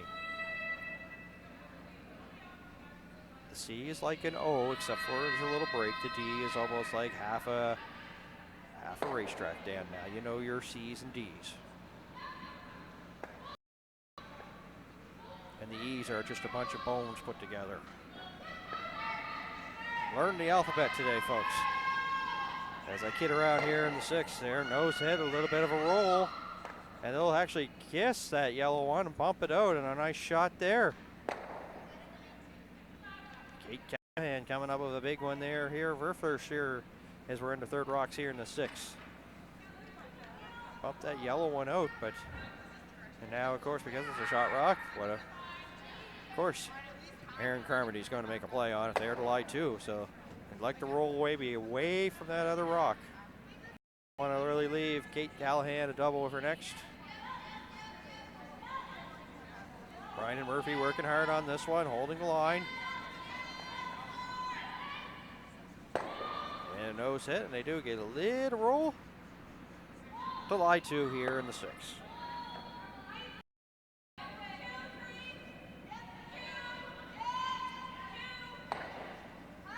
Jones over McAvoy on Sheedy. That's still saying 4-1 as they in that one. And McDermott leading Arsenault. That's 3-2. Taking a look at the updates, they blanked the 5th, so they're playing the 6th.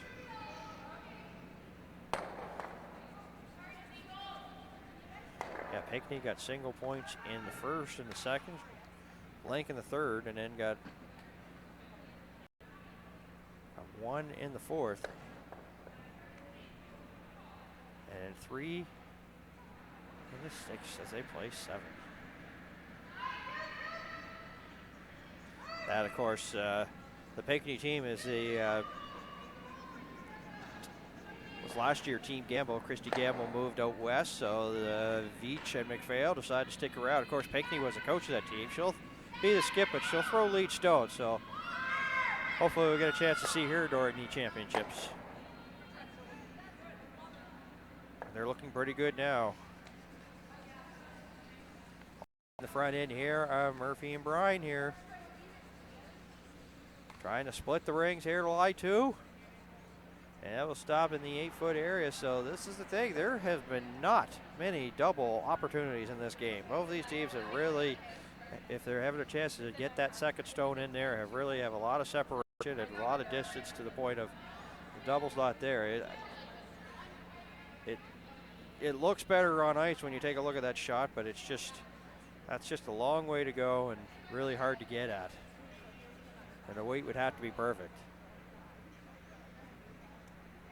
But I mean, the thing is, you know, the big time shot makers can make it, but that's just a lot to do. But we'll see if she can execute it. Brothers looks good to get her deuce here in the 6. As we're in the skip rocks, this is Isabel Ladouceur out of Lakeshore. The big weight up here. Harnish, Noss already. Hold the line. Calling line is Callahan, and they'll just nose hit that one, and they'll get a little roll towards the center and into the 4-foot area to lie 1.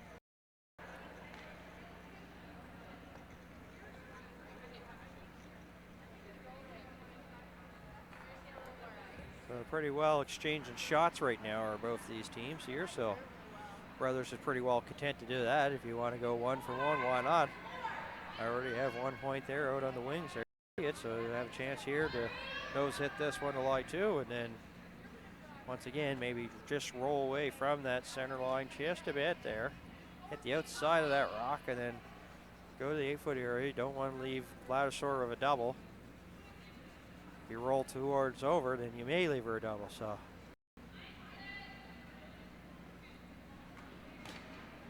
in terms of shot making, of course, pretty well an easy shot here for Brothers, but nose isn't too bad. Just don't want to roll out really over too close to the other one.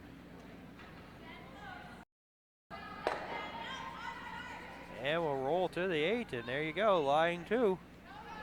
Team Brothers, Mayflower Curling Club.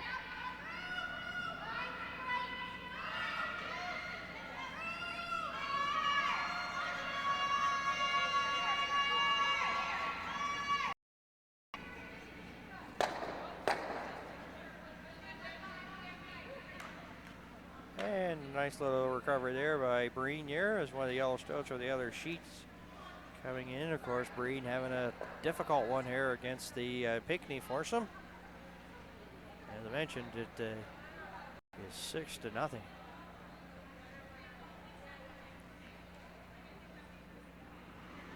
Last rock for Ladouceur, Vote Hammer here in the 6th. Pretty well nose hit, and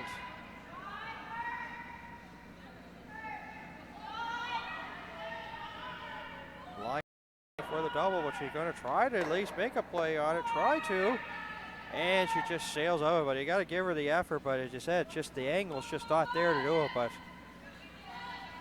a good shot nonetheless. But the thing is, you try to go heavier with it. It's not, the line is not there, so now it's pretty well anywhere Brothers wants to put it there. Button 4-foot, 8-foot. Even the 12's all right here to get her 2 here in 6.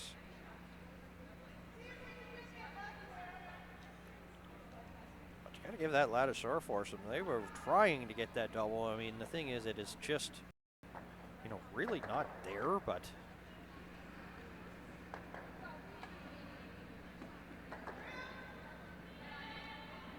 you got to give her the A for the effort.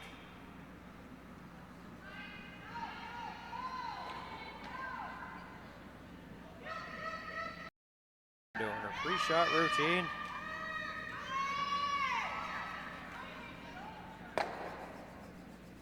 The draw for two, final stone, Jill Brothers of the Mayflower Curling Club.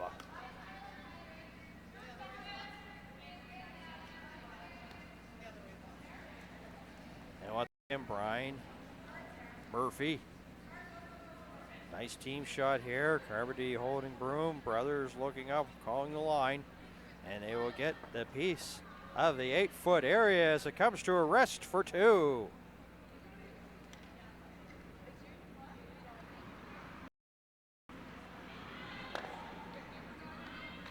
So 5-2 the score as we head to the 7th. Ladouceur will have the hammer throwing the blue stones.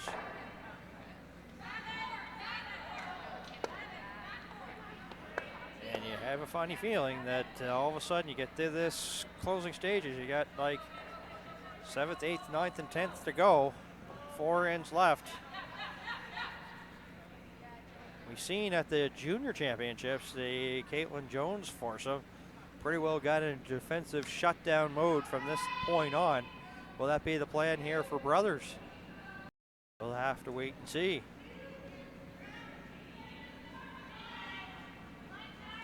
They definitely don't really want to get, leave lots of offensive chances here for Ladouceur. She got her deuce in the 5th, so.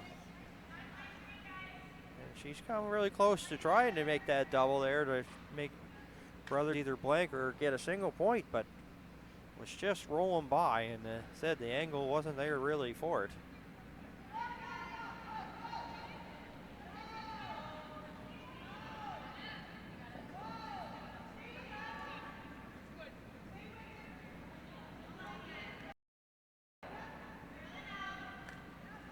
There it is. They just put the score there. 5-2 is where we stand here as we play the 7th. Elsa Noss.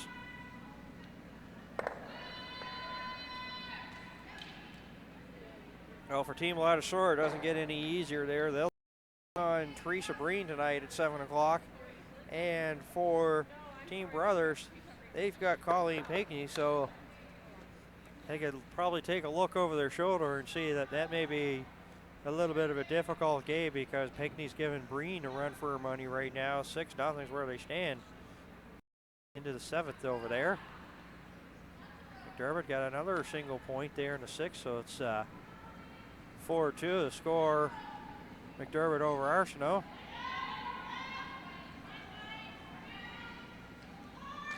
(4-1) Colleen Jones over Julie McAvoy. On that one.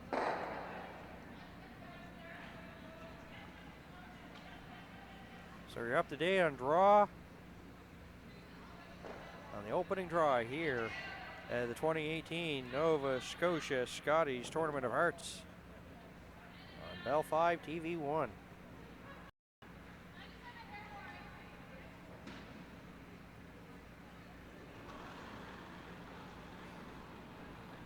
Brian Rafius was saying before the game here against Team Brothers, he's a coach of Team Ladouceur, saying to simplify against tough opposition, and I think that's probably been the case pretty well since the early going. Not really much in terms of offense. I even know there's 7 on the board here. And we'll just push that yellow one back, so there'll be first and second shot Brothers here.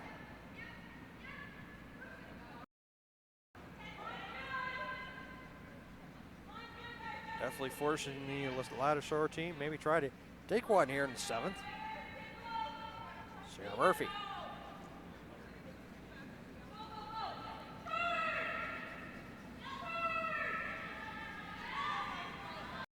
Once again, line here, Carmody Brine doing a good job.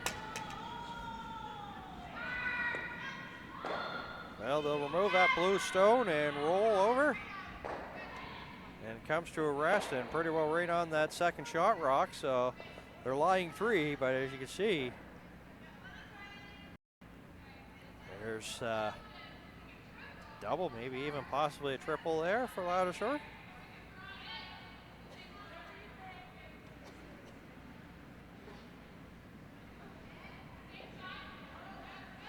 Just probably a matter of determining the weight that they want to do.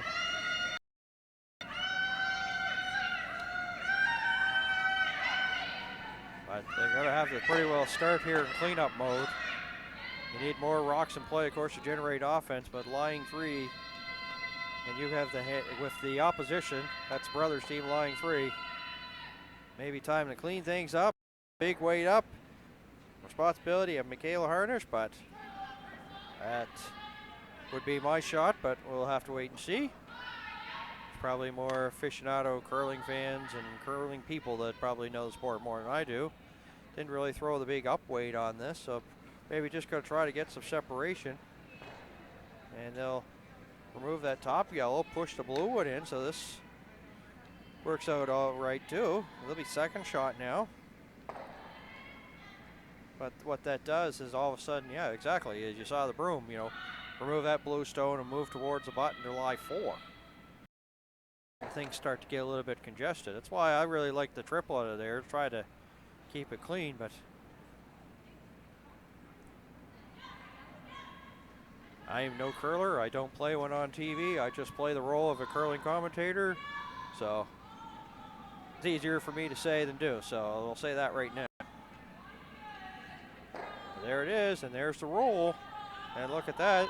All kinds of staggered rocks there. 1, 2, 3, 4. All belong to Jill Brothers of the Mayflower Curling Club. Up by 3, but lying 4. Boy, this Ladouceur, whoop-de-doo. She'll say, let's just come around that blue one and bury something here.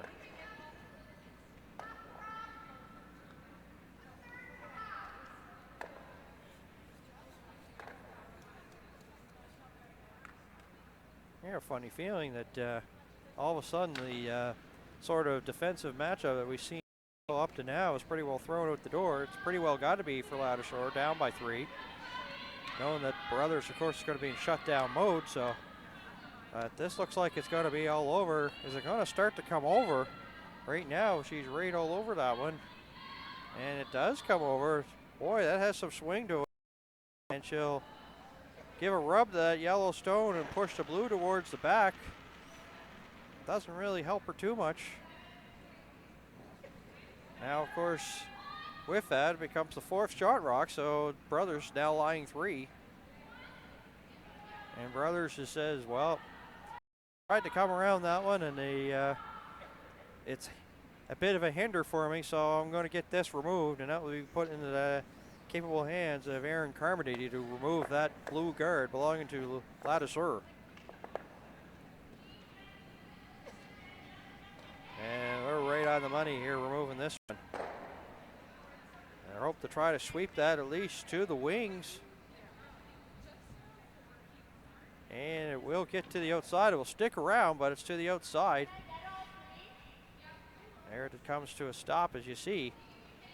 But it's well out there, so if you're not going to remove the guard completely, at least put it towards the side where it's still keeping your path sort of open. So not a bad shot overall.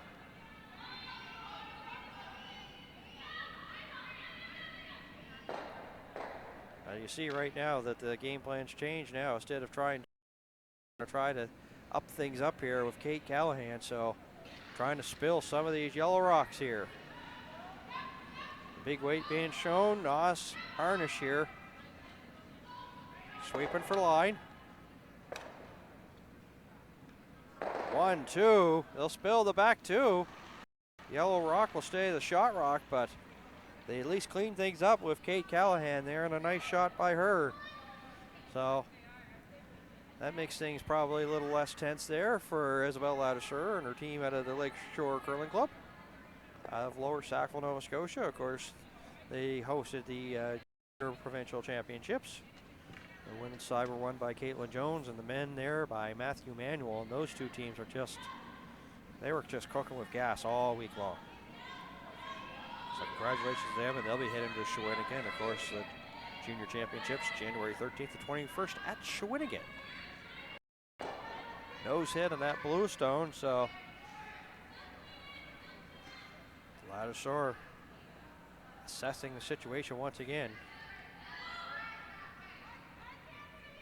Second shot belonging to Ladouceur, but first, third, and fourth, Brothers.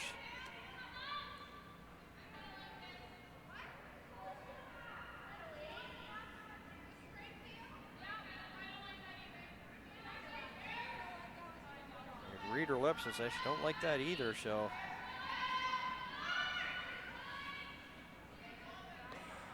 All of a sudden, a situation here for the Ladouceur for some, you know. They really can't afford a steal of anything. Steal of 1 is okay.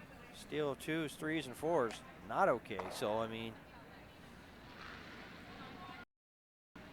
really, of course, also looking at the scoreboard 5-2 as we play the 7th. We really can't really afford to be giving up anything. So they're taking a little bit more time, and Ross and Harnish. They'll bump the blue and push the yellow back more. And they push it back enough to, yes they did, so.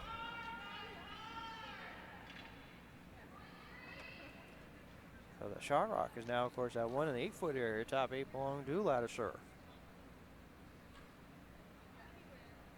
So Kate Callahan with a couple of big shots here in the 7th.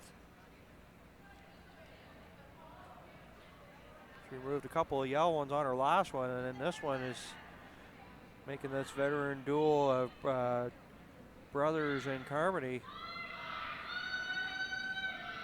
A lot of thought into this.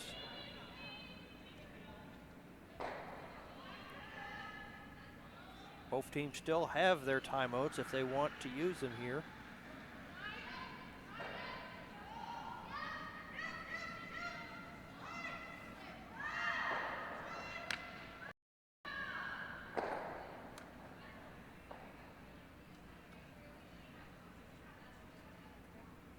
Waiting for a scoring update between Arsenault and McDermott here as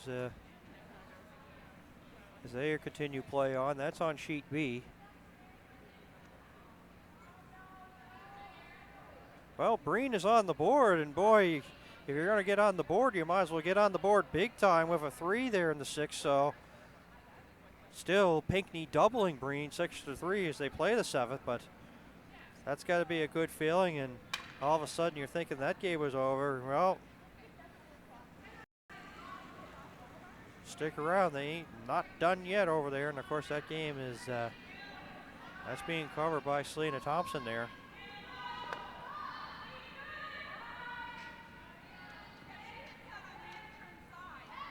So that's definitely a big 3 there for Breen here in 6-10.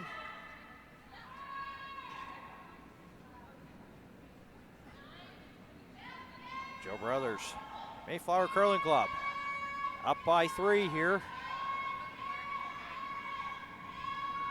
They're close to it. They'll spill the blue. Will they jam on one? Yes, they do. And now that blue stone belonging to Ladouceur is the shot rock. Ladouceur, as you see, has hammer here, so force the hand of course, the 2-time provincial champion as a skip, 3-time overall, and now Ladouceur trying to figure out where I can get this other one. She does have the shot rock right now.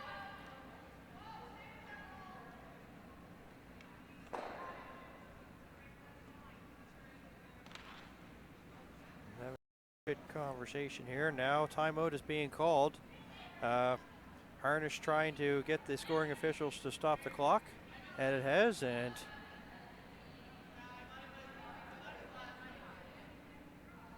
all of a sudden the clock still keeps going. They're trying to get the timeout, and then they've signaled it a couple of times already, and now the clock finally has stopped.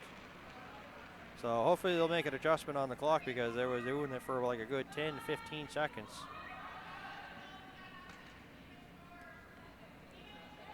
The scoring clock is right close to our broadcast location, but there is a sort of like a little bit of a blocking path, so they may not have access to see what was going on there. So in the picture in the back there, you see the pink shoes, Simon shoes of Brian Rayfuse from the Lakeshore Curling Club, the maker there. Coaches this team. He also coached the Dalhousie Tigers to silver medals last year at the U.S. Curling Championships. So pretty well when it's curling season. You'll see him at a rink. Pointing in the situation out.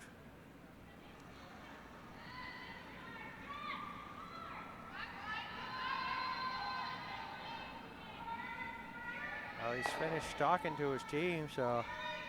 But they've, of course, got play on sheet B and not a lot of room to maneuver as Brian will make his way coaching box in behind the sheet. So one timeout left here for Ladouceur's team. Brother still has her two. There it is, of course, the shot rock belonging to Ladouceur. The second, third are brothers, so. Ladouceur really needs to keep that one that's in the back 8 foot there to really get a good chance here.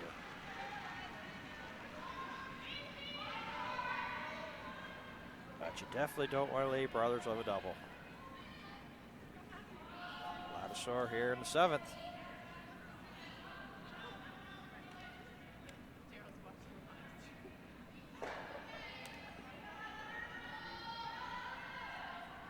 Is this going to stop in time? Yes, it will.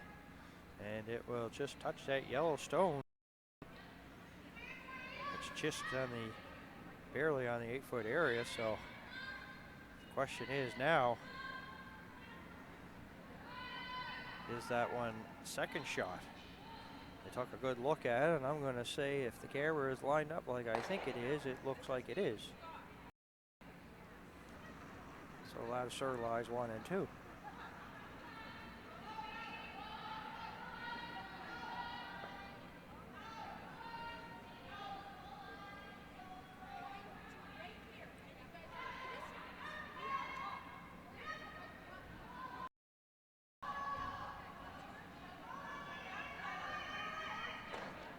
With the ends going by so quickly, Murphy's making her way down the ice, so they're going to have like a little team meeting here.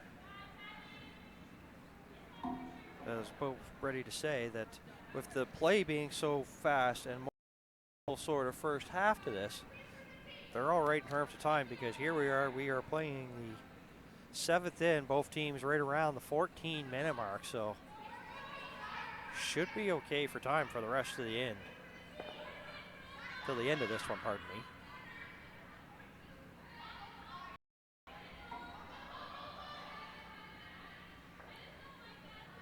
Let's see what she has in store here in the 7th. As Brothers gets ready to throw her final stone here in the 7th inning.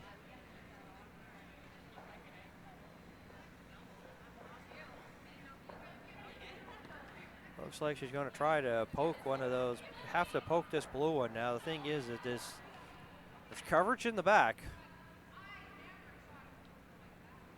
Definitely could possibly jam on that other yellow one that is in the back 12. So we'll have to wait as we see the final stone here for Brothers here in 7.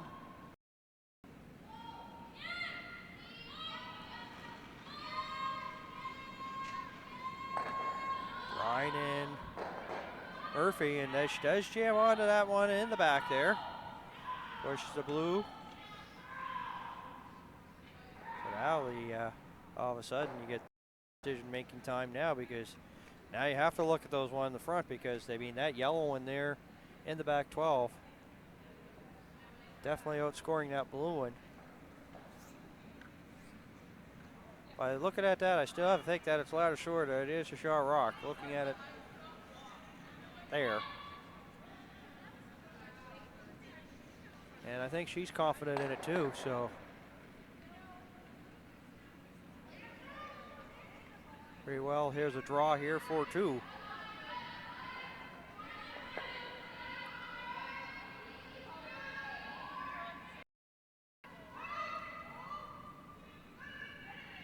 The southpaw from the Lakeshore Curling Club, Isabel Ladouceur, for her final stone here in end number 7.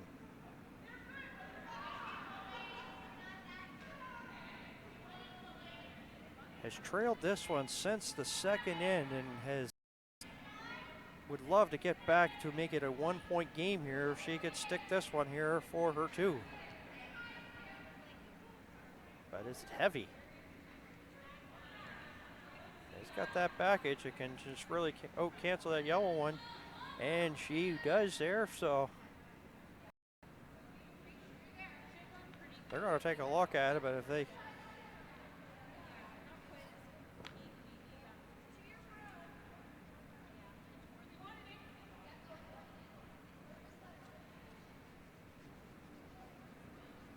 we're going to see a measurement. No, I think they'll be happy with probably content here with the two, but of course we'll verify that here. We'll head to the eights.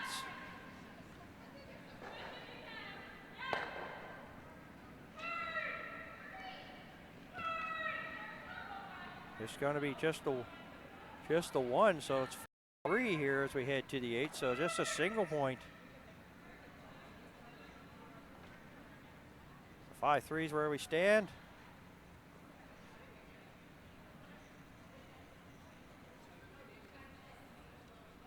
As I say, the cameras, of course, may not be directly above the but of course they had a better chance and better look at it than we did. So 5-3 is where we stand as we play the 8th in, and Brothers has the hammer, and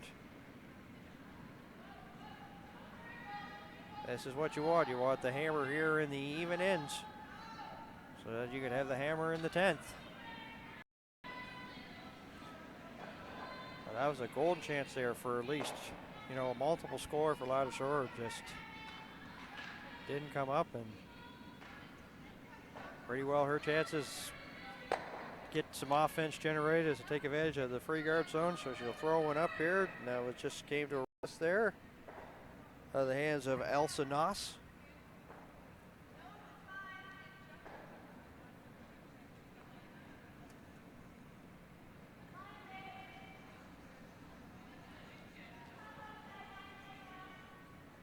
Jennifer Bryan, or Jen Bryan, whatever. Bye.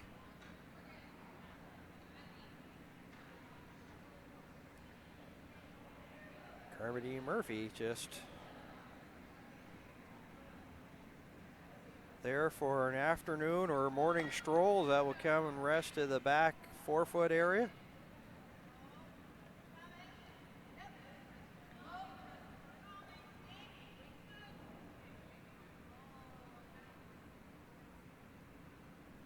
Well, after Breen got that 3 there in the 6th to make it 6-3, Pinckney a single point in 7th, so 7-3 as they play the 8th.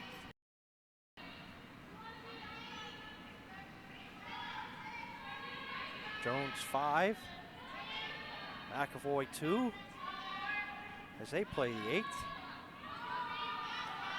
They're into skip rocks there in the McDermott versus Arsenault game. We'll get you an update on that one. They decide to come around that blue stone. Can they freeze that yellow one? No, they'll put it right on the lid, so there is some separation there, but there of course is that centerline guard belonging to Ladouceur.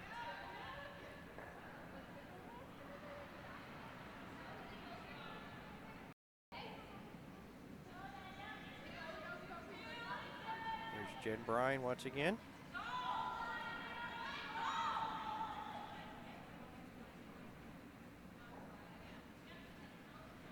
Leads have pretty well had a pretty easy game here so far. If you could ever, haven't had really too much in terms of trick shots. Pretty well, Elsa Noss and Jennifer Bryan have been, I'm sure if they had curling statistics would be pretty similar. Of course, the couple of misses there for Ladouceur means that Joe Brothers out curling Ladouceur.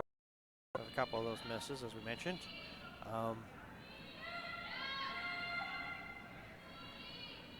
Kate Callahan, we have a couple of more nicer shots than Erin Carmody. It's a little bit tougher degree of difficulty, of course, so they may be similar in terms of stats as well. This is Michaela Harnish here. Murphy, I think, is probably leading in that statistical category there for Team Brothers, so.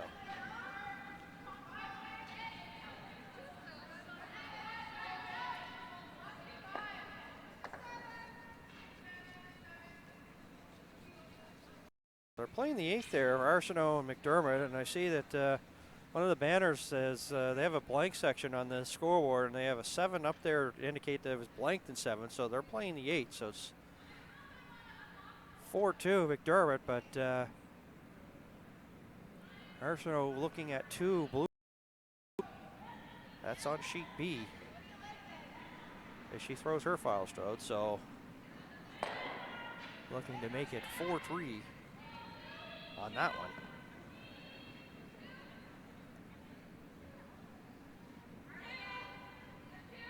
Still 5-2 Jones, McAvoy. They play the 8th. As I mentioned earlier, Pinckney 7, Breen 3.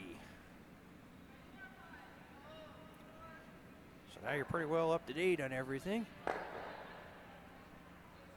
Draw 1 here from the Nova Scotia Scotties Tournament of Hearts from Dartmouth, Nova Scotia, and Bell 5 TV1. My name is Dan Hobson. Glad you can join us wherever you're watching.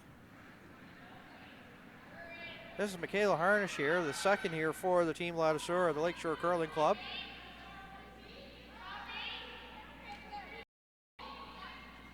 The young guns out of Sackville here, taking on the veterans here of the brothers foursome. The young veterans at that. And things starting to get a little cluttered there, as you see. First and second belonging to Ladouceur, and third and fourth belonging to brothers. A nice little situation set up here for Ladouceur. She can keep those in there, and there's backing, and really making it hard to punch that blue ones out. Well, get rid of some else in the process.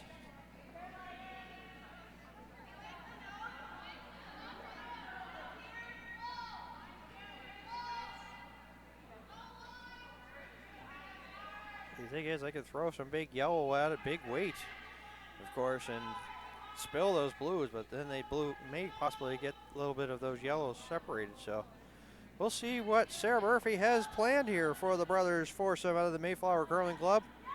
Up by 2 as we play the 8th. Big weight. There it is. Boom, and they'll spill the blues, and the yellows will go, and at least separate scoring area for a bit. Still lying 2 is Ladouceur here in the 8th. But things look a little bit better, and immediately ask for a guard put up here to protect that blue stone.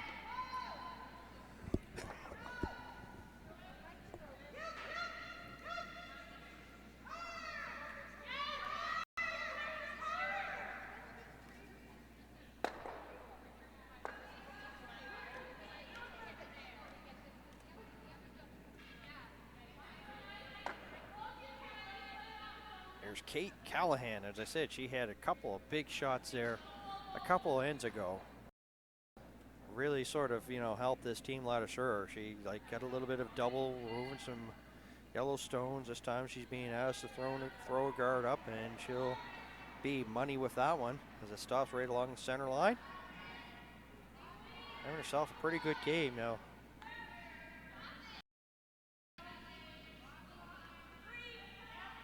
Usually the second, of course, sometimes with the teams, but she's been bumped up to third.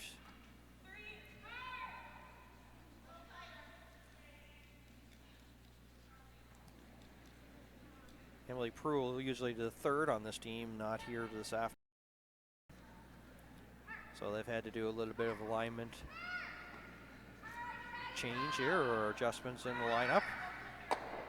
Everybody's bumped up, but I'll tell you that, Kate Callahan going to the third position. She's been pretty good here in this one. A pretty good third herself is Erin Carmody.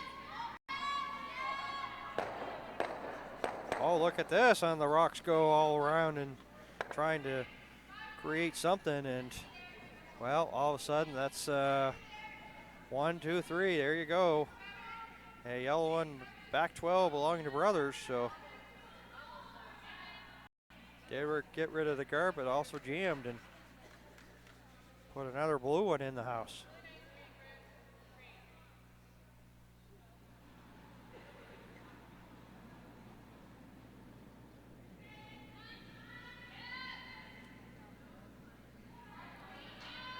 Callahan will put up another guard here. Said they want to protect what they have here. Trailing by 2, but they have got some pressure here on this team. They already have one just shy of the rings. And he'll put that one right on almost the exact same spot as the last one there that Callahan just threw.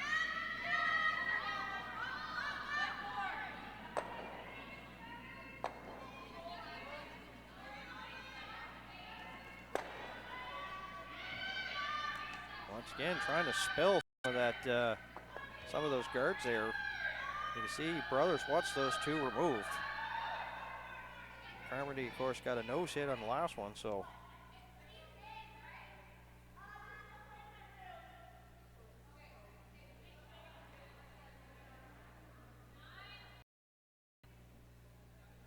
At least got to remove the one that was just thrown there by Callahan.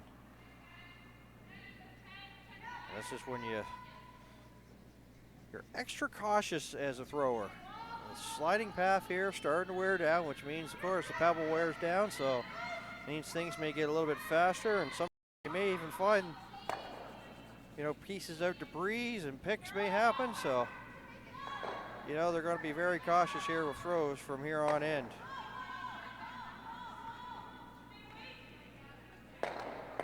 Once again, second chance here for an opportunity for Carmody. She does remove some yellow stones and opens things up.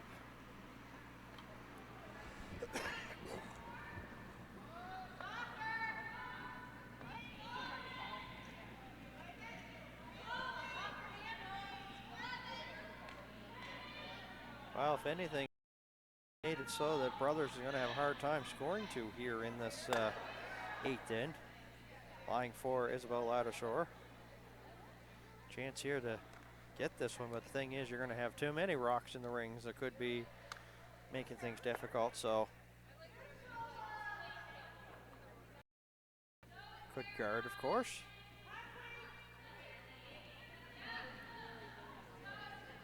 But at least don't want to leave a double or even possibly a triple here for Joe Brothers as we're into skip rocks here in the eighth. Looks like they'll guard what they have. Boss and Harnish.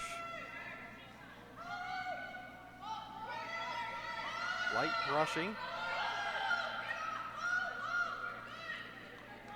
This one will go a little bit deeper into the ring, so it protects that rock a bit. Actually, it's anything, so all of a sudden they can get some access to those ones in the back. As it just over curled, they would have loved it to stop right in the 12-foot area and, at least protect something. But right now, it's just right along the center line, and you see the rocks there's three on one side of the sheet and one on the other. And accessible here, and as there you see it.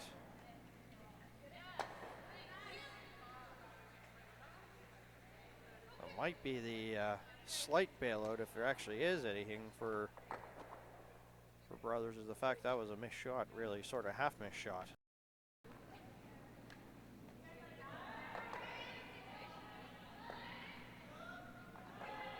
Well, Brian and Murphy got to come in and join the conversation.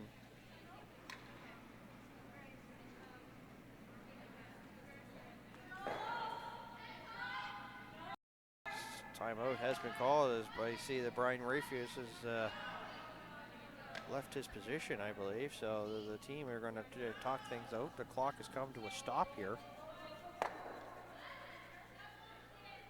9:35 left for time, so they're okay, but this Brothers team, of course, their coach not here. Well,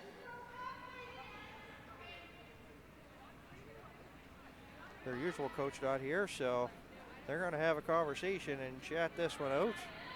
And now the Ladouceur team will come up and talk to Brian.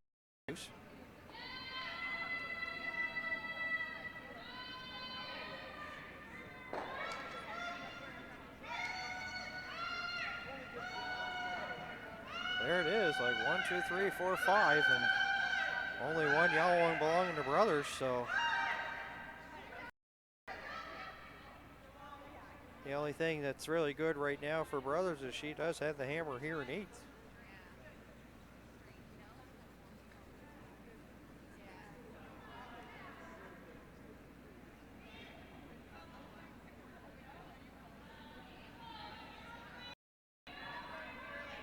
That's a blue shrapnel. That's what they're facing.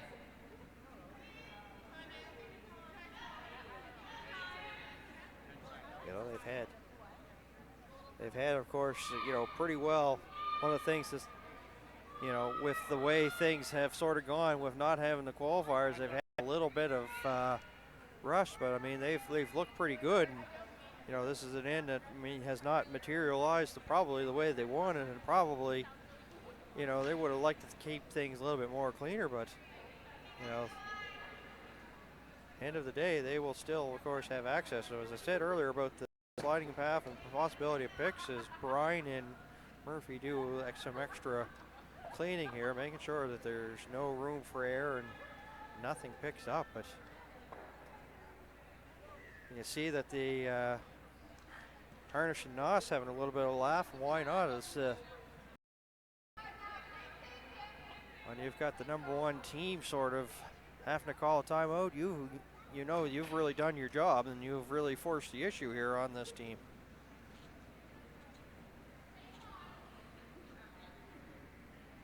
So I didn't quite see what they're going to call to do here, but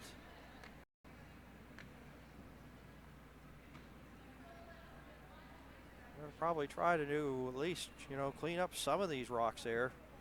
Maybe try to get a triple, throw big weight at that stone, and then try to push back and get at least some removed here. So far, nothing laid to it from Brian and Murphy. Brush. Nothing's been doing it. It's out there on its own.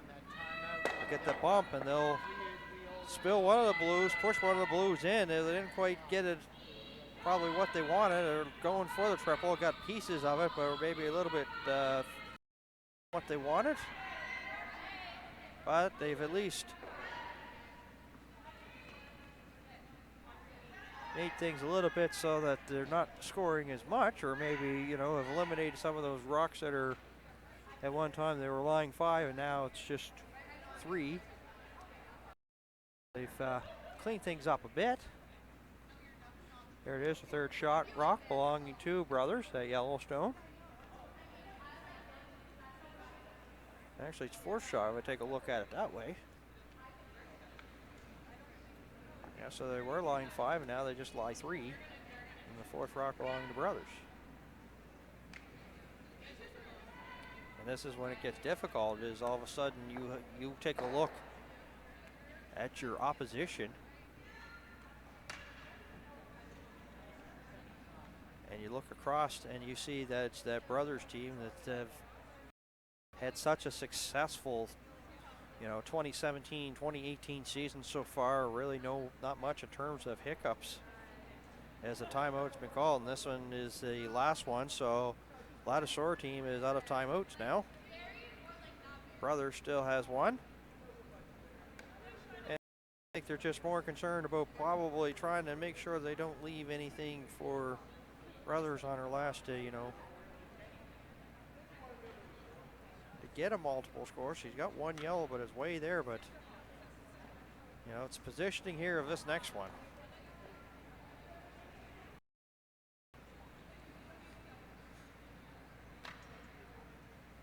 Do you protect the path sort of thing? Possibility. Make it so that if you're going to try to come and make a play on those, you know, 2 blue stones, protect something here with Ladouceur here, of course, who doesn't have the hammer here in the 8th, but does have all kinds of pressure here. And 2-time provincial champion as a skip and 3-time overall, Jill Brothers.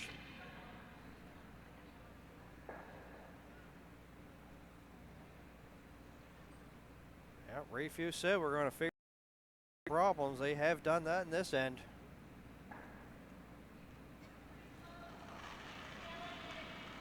Final stone here for Team Isabel Ladouceur. And you can see, based on the weight, starting to come over, curl to this.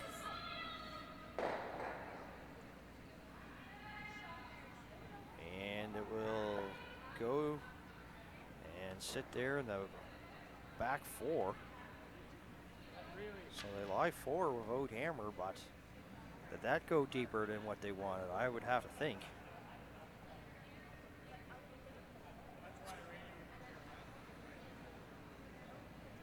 pretty well just get her single point. She's going to have to really well put this on the lid, a draw there, but I know she's probably thinking more, probably try to get rid of and clean some things up here and try to, you know, get a multiple score. Probably a shot you wouldn't make if you were, you know, trailing, but I mean, the thing is, you're up by 2 and you have hammer. If you don't make it, it ends up being a steal. You have the hammer in 9th sort of thing. So she probably wouldn't be making the shot if she was down, but she's up by 2. Hey, why not? Final stone here for Jill Brothers here in end number 8. Facing a lot of blue rocks.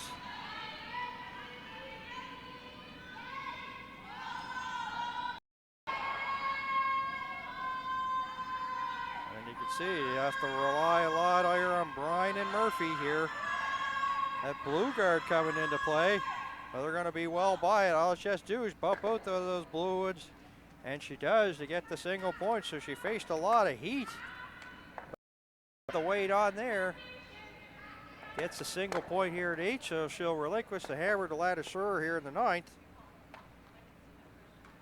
But it makes it 6-3.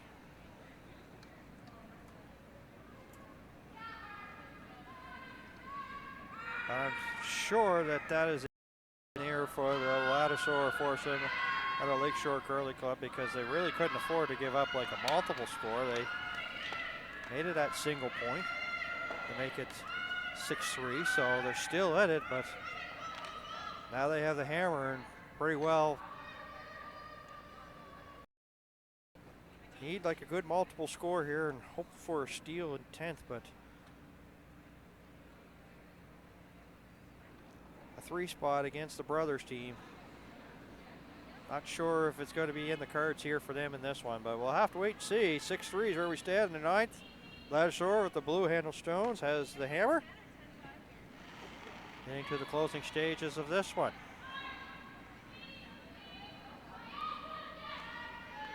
5-2 McDermott over Arsenault as they play the 9th. McDermott with a single point in 8. 5-2.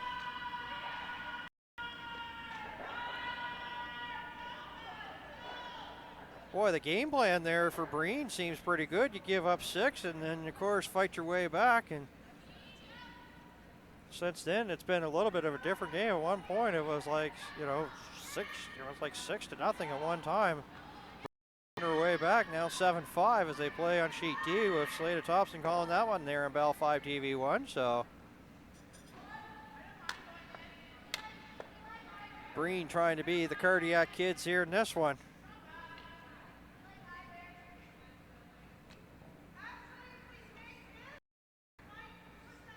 And they got the pressure on sheet D. They're facing a lot of rocks in front of the house. And of course, if you want to watch that one, you can join Selena Thompson there in Bell 5 TV1. And you can pretty well see defense mode here as Brothers is just going to ask Brian just to through the house.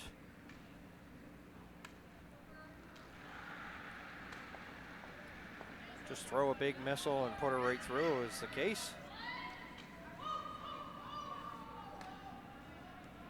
Getting close over there at sheet E now. Jones and McAvoy 4 as they. That one got tight pretty quick. McAvoy foursome there at a CFB Curling Club got off to a little bit of a slow start in that one. Was 3-0. They blanked in the first inning, and that was the only blank so far in that one. 3-0. Jones got up, and now it's 5-4 as they play the 9th. At Colleen Jones foursome, boy, they had a pretty good qualifier too. Like they went 3-1 at the qualifying tournament back in December, Windsor. So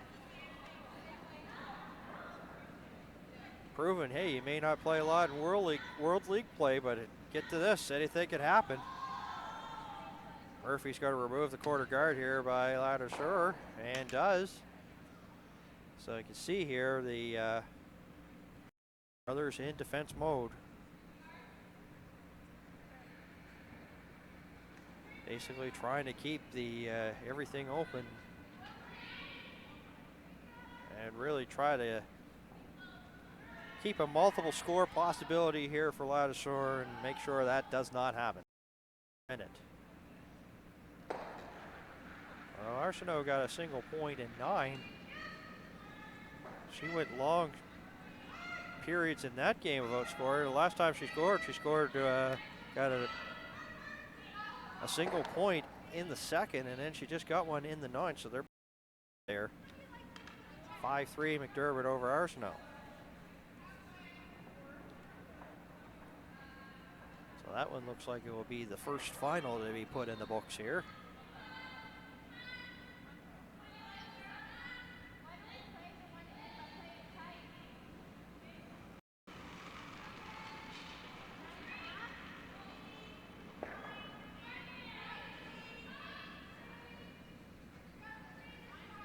Anything can happen here at these championships. I mean, that game, pretty well tight everywhere. Thereby, Pinckney's gone by the wayside. Just get by that blue one and remove the blue stone and bump the yellow to lie 2 now for Brothers, and a nice piece of weight and nice line sweeping there by Team Brothers to keep that one. Make sure that it didn't wreck the guard, because that came close, but you could come close to it. Just can't wreck it, and they didn't wreck it, so nice shot.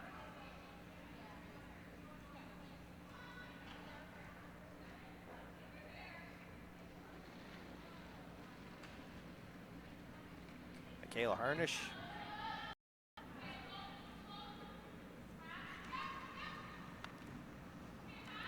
Hopefully trying to get like a hit and roll. Definitely based on the weight in the line, not going to be a double. Well, bump that yellow stone. Will she bump it back enough? Yes, she does. Brother still lying the shot stone there in the 4-foot area.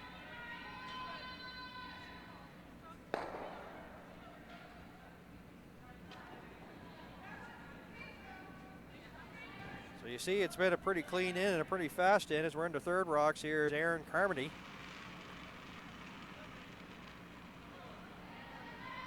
Basically going to follow the same path, remove that blue stone, get a roll towards the center line to lie 2 for Brothers.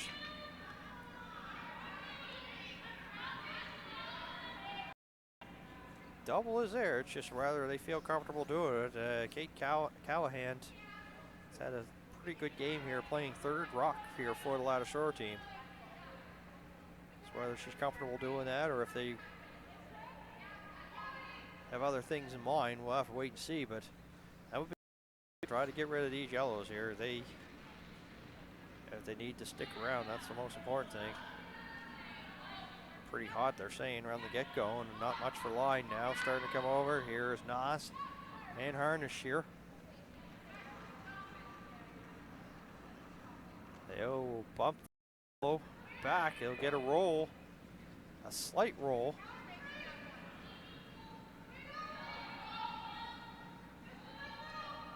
As the teams exchange shots here in the 9th.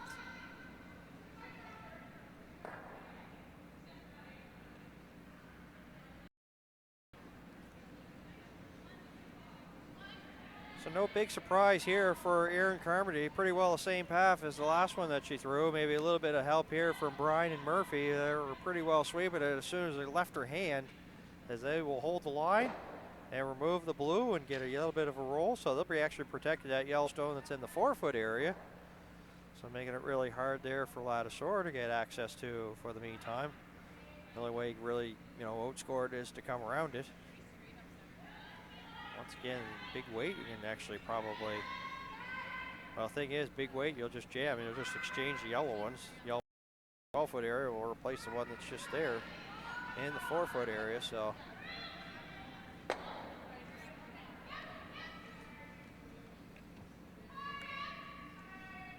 Couple of big shots here by Carmody. This one's starting to curl, get away. As you see, it's starting to make its way over and will start to come. And they will bump the yellow back. And so now Brothers says, oh, here's a golden opportunity. Get a portion of that rock and then try to get that yellow over there. Maybe block that one that just ended up getting a piece of the button now. And be line 3.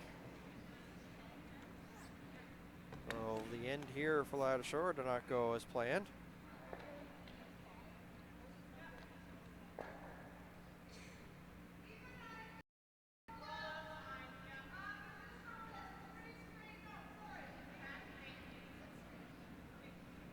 Well, we're getting into the skip rocks here in 9th, so, and both teams all right in terms of time.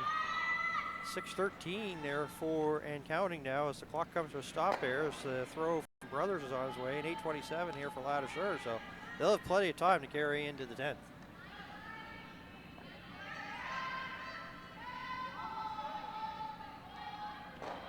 They'll remove that blue stone. The yellow will roll out enough. Ladouceur hoping it doesn't turn. And will go out of play. So probably use some of these shots here that Callahan was doing was a setup shot here for Ladouceur here as we're into the skip stones. Definitely looking at a double possibility. And as I said, with the time being okay, she could, you know, take a lot of time to talk about this. And she's going to do that, actually gets the room placed, so.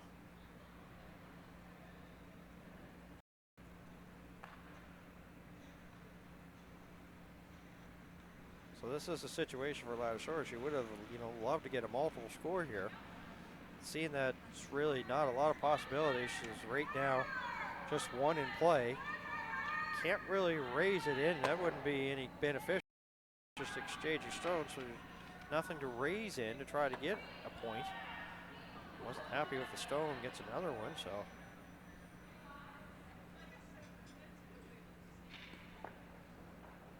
So, I mean, scoring chances here, just if every rock goes away, goes by the wayside, potential to score is going by the wayside as well.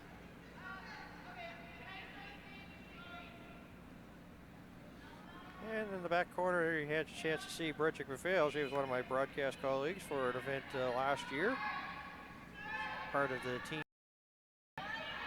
Top of your screen, but disappearing. Well, she'll bump the yellow and split them up a bit. Still lying to his Brothers here without the hammer in 9.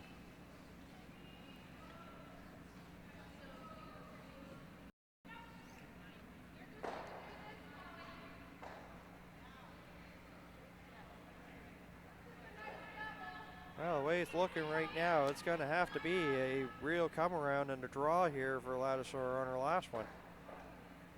But of course, Brothers has got to execute and make the shot. Well, they got handshakes there on sheet D.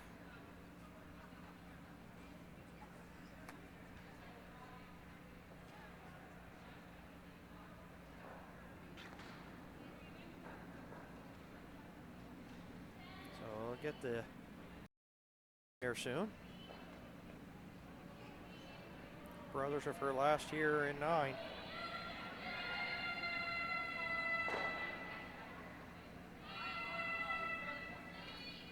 And successfully removes the blue stone, now lying 2.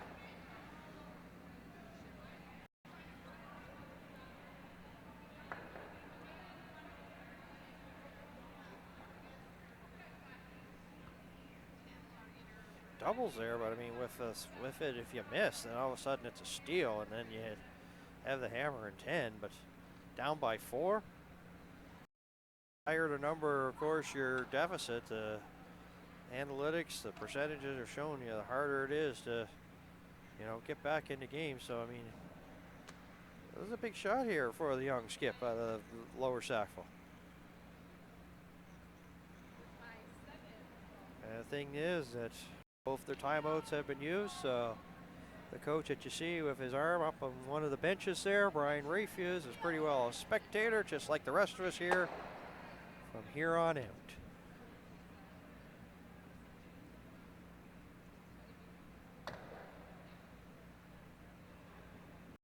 He will go to 1-0 as she defeats Breen. That's on sheet D. There's a milestone here for Ladouceur here in 9.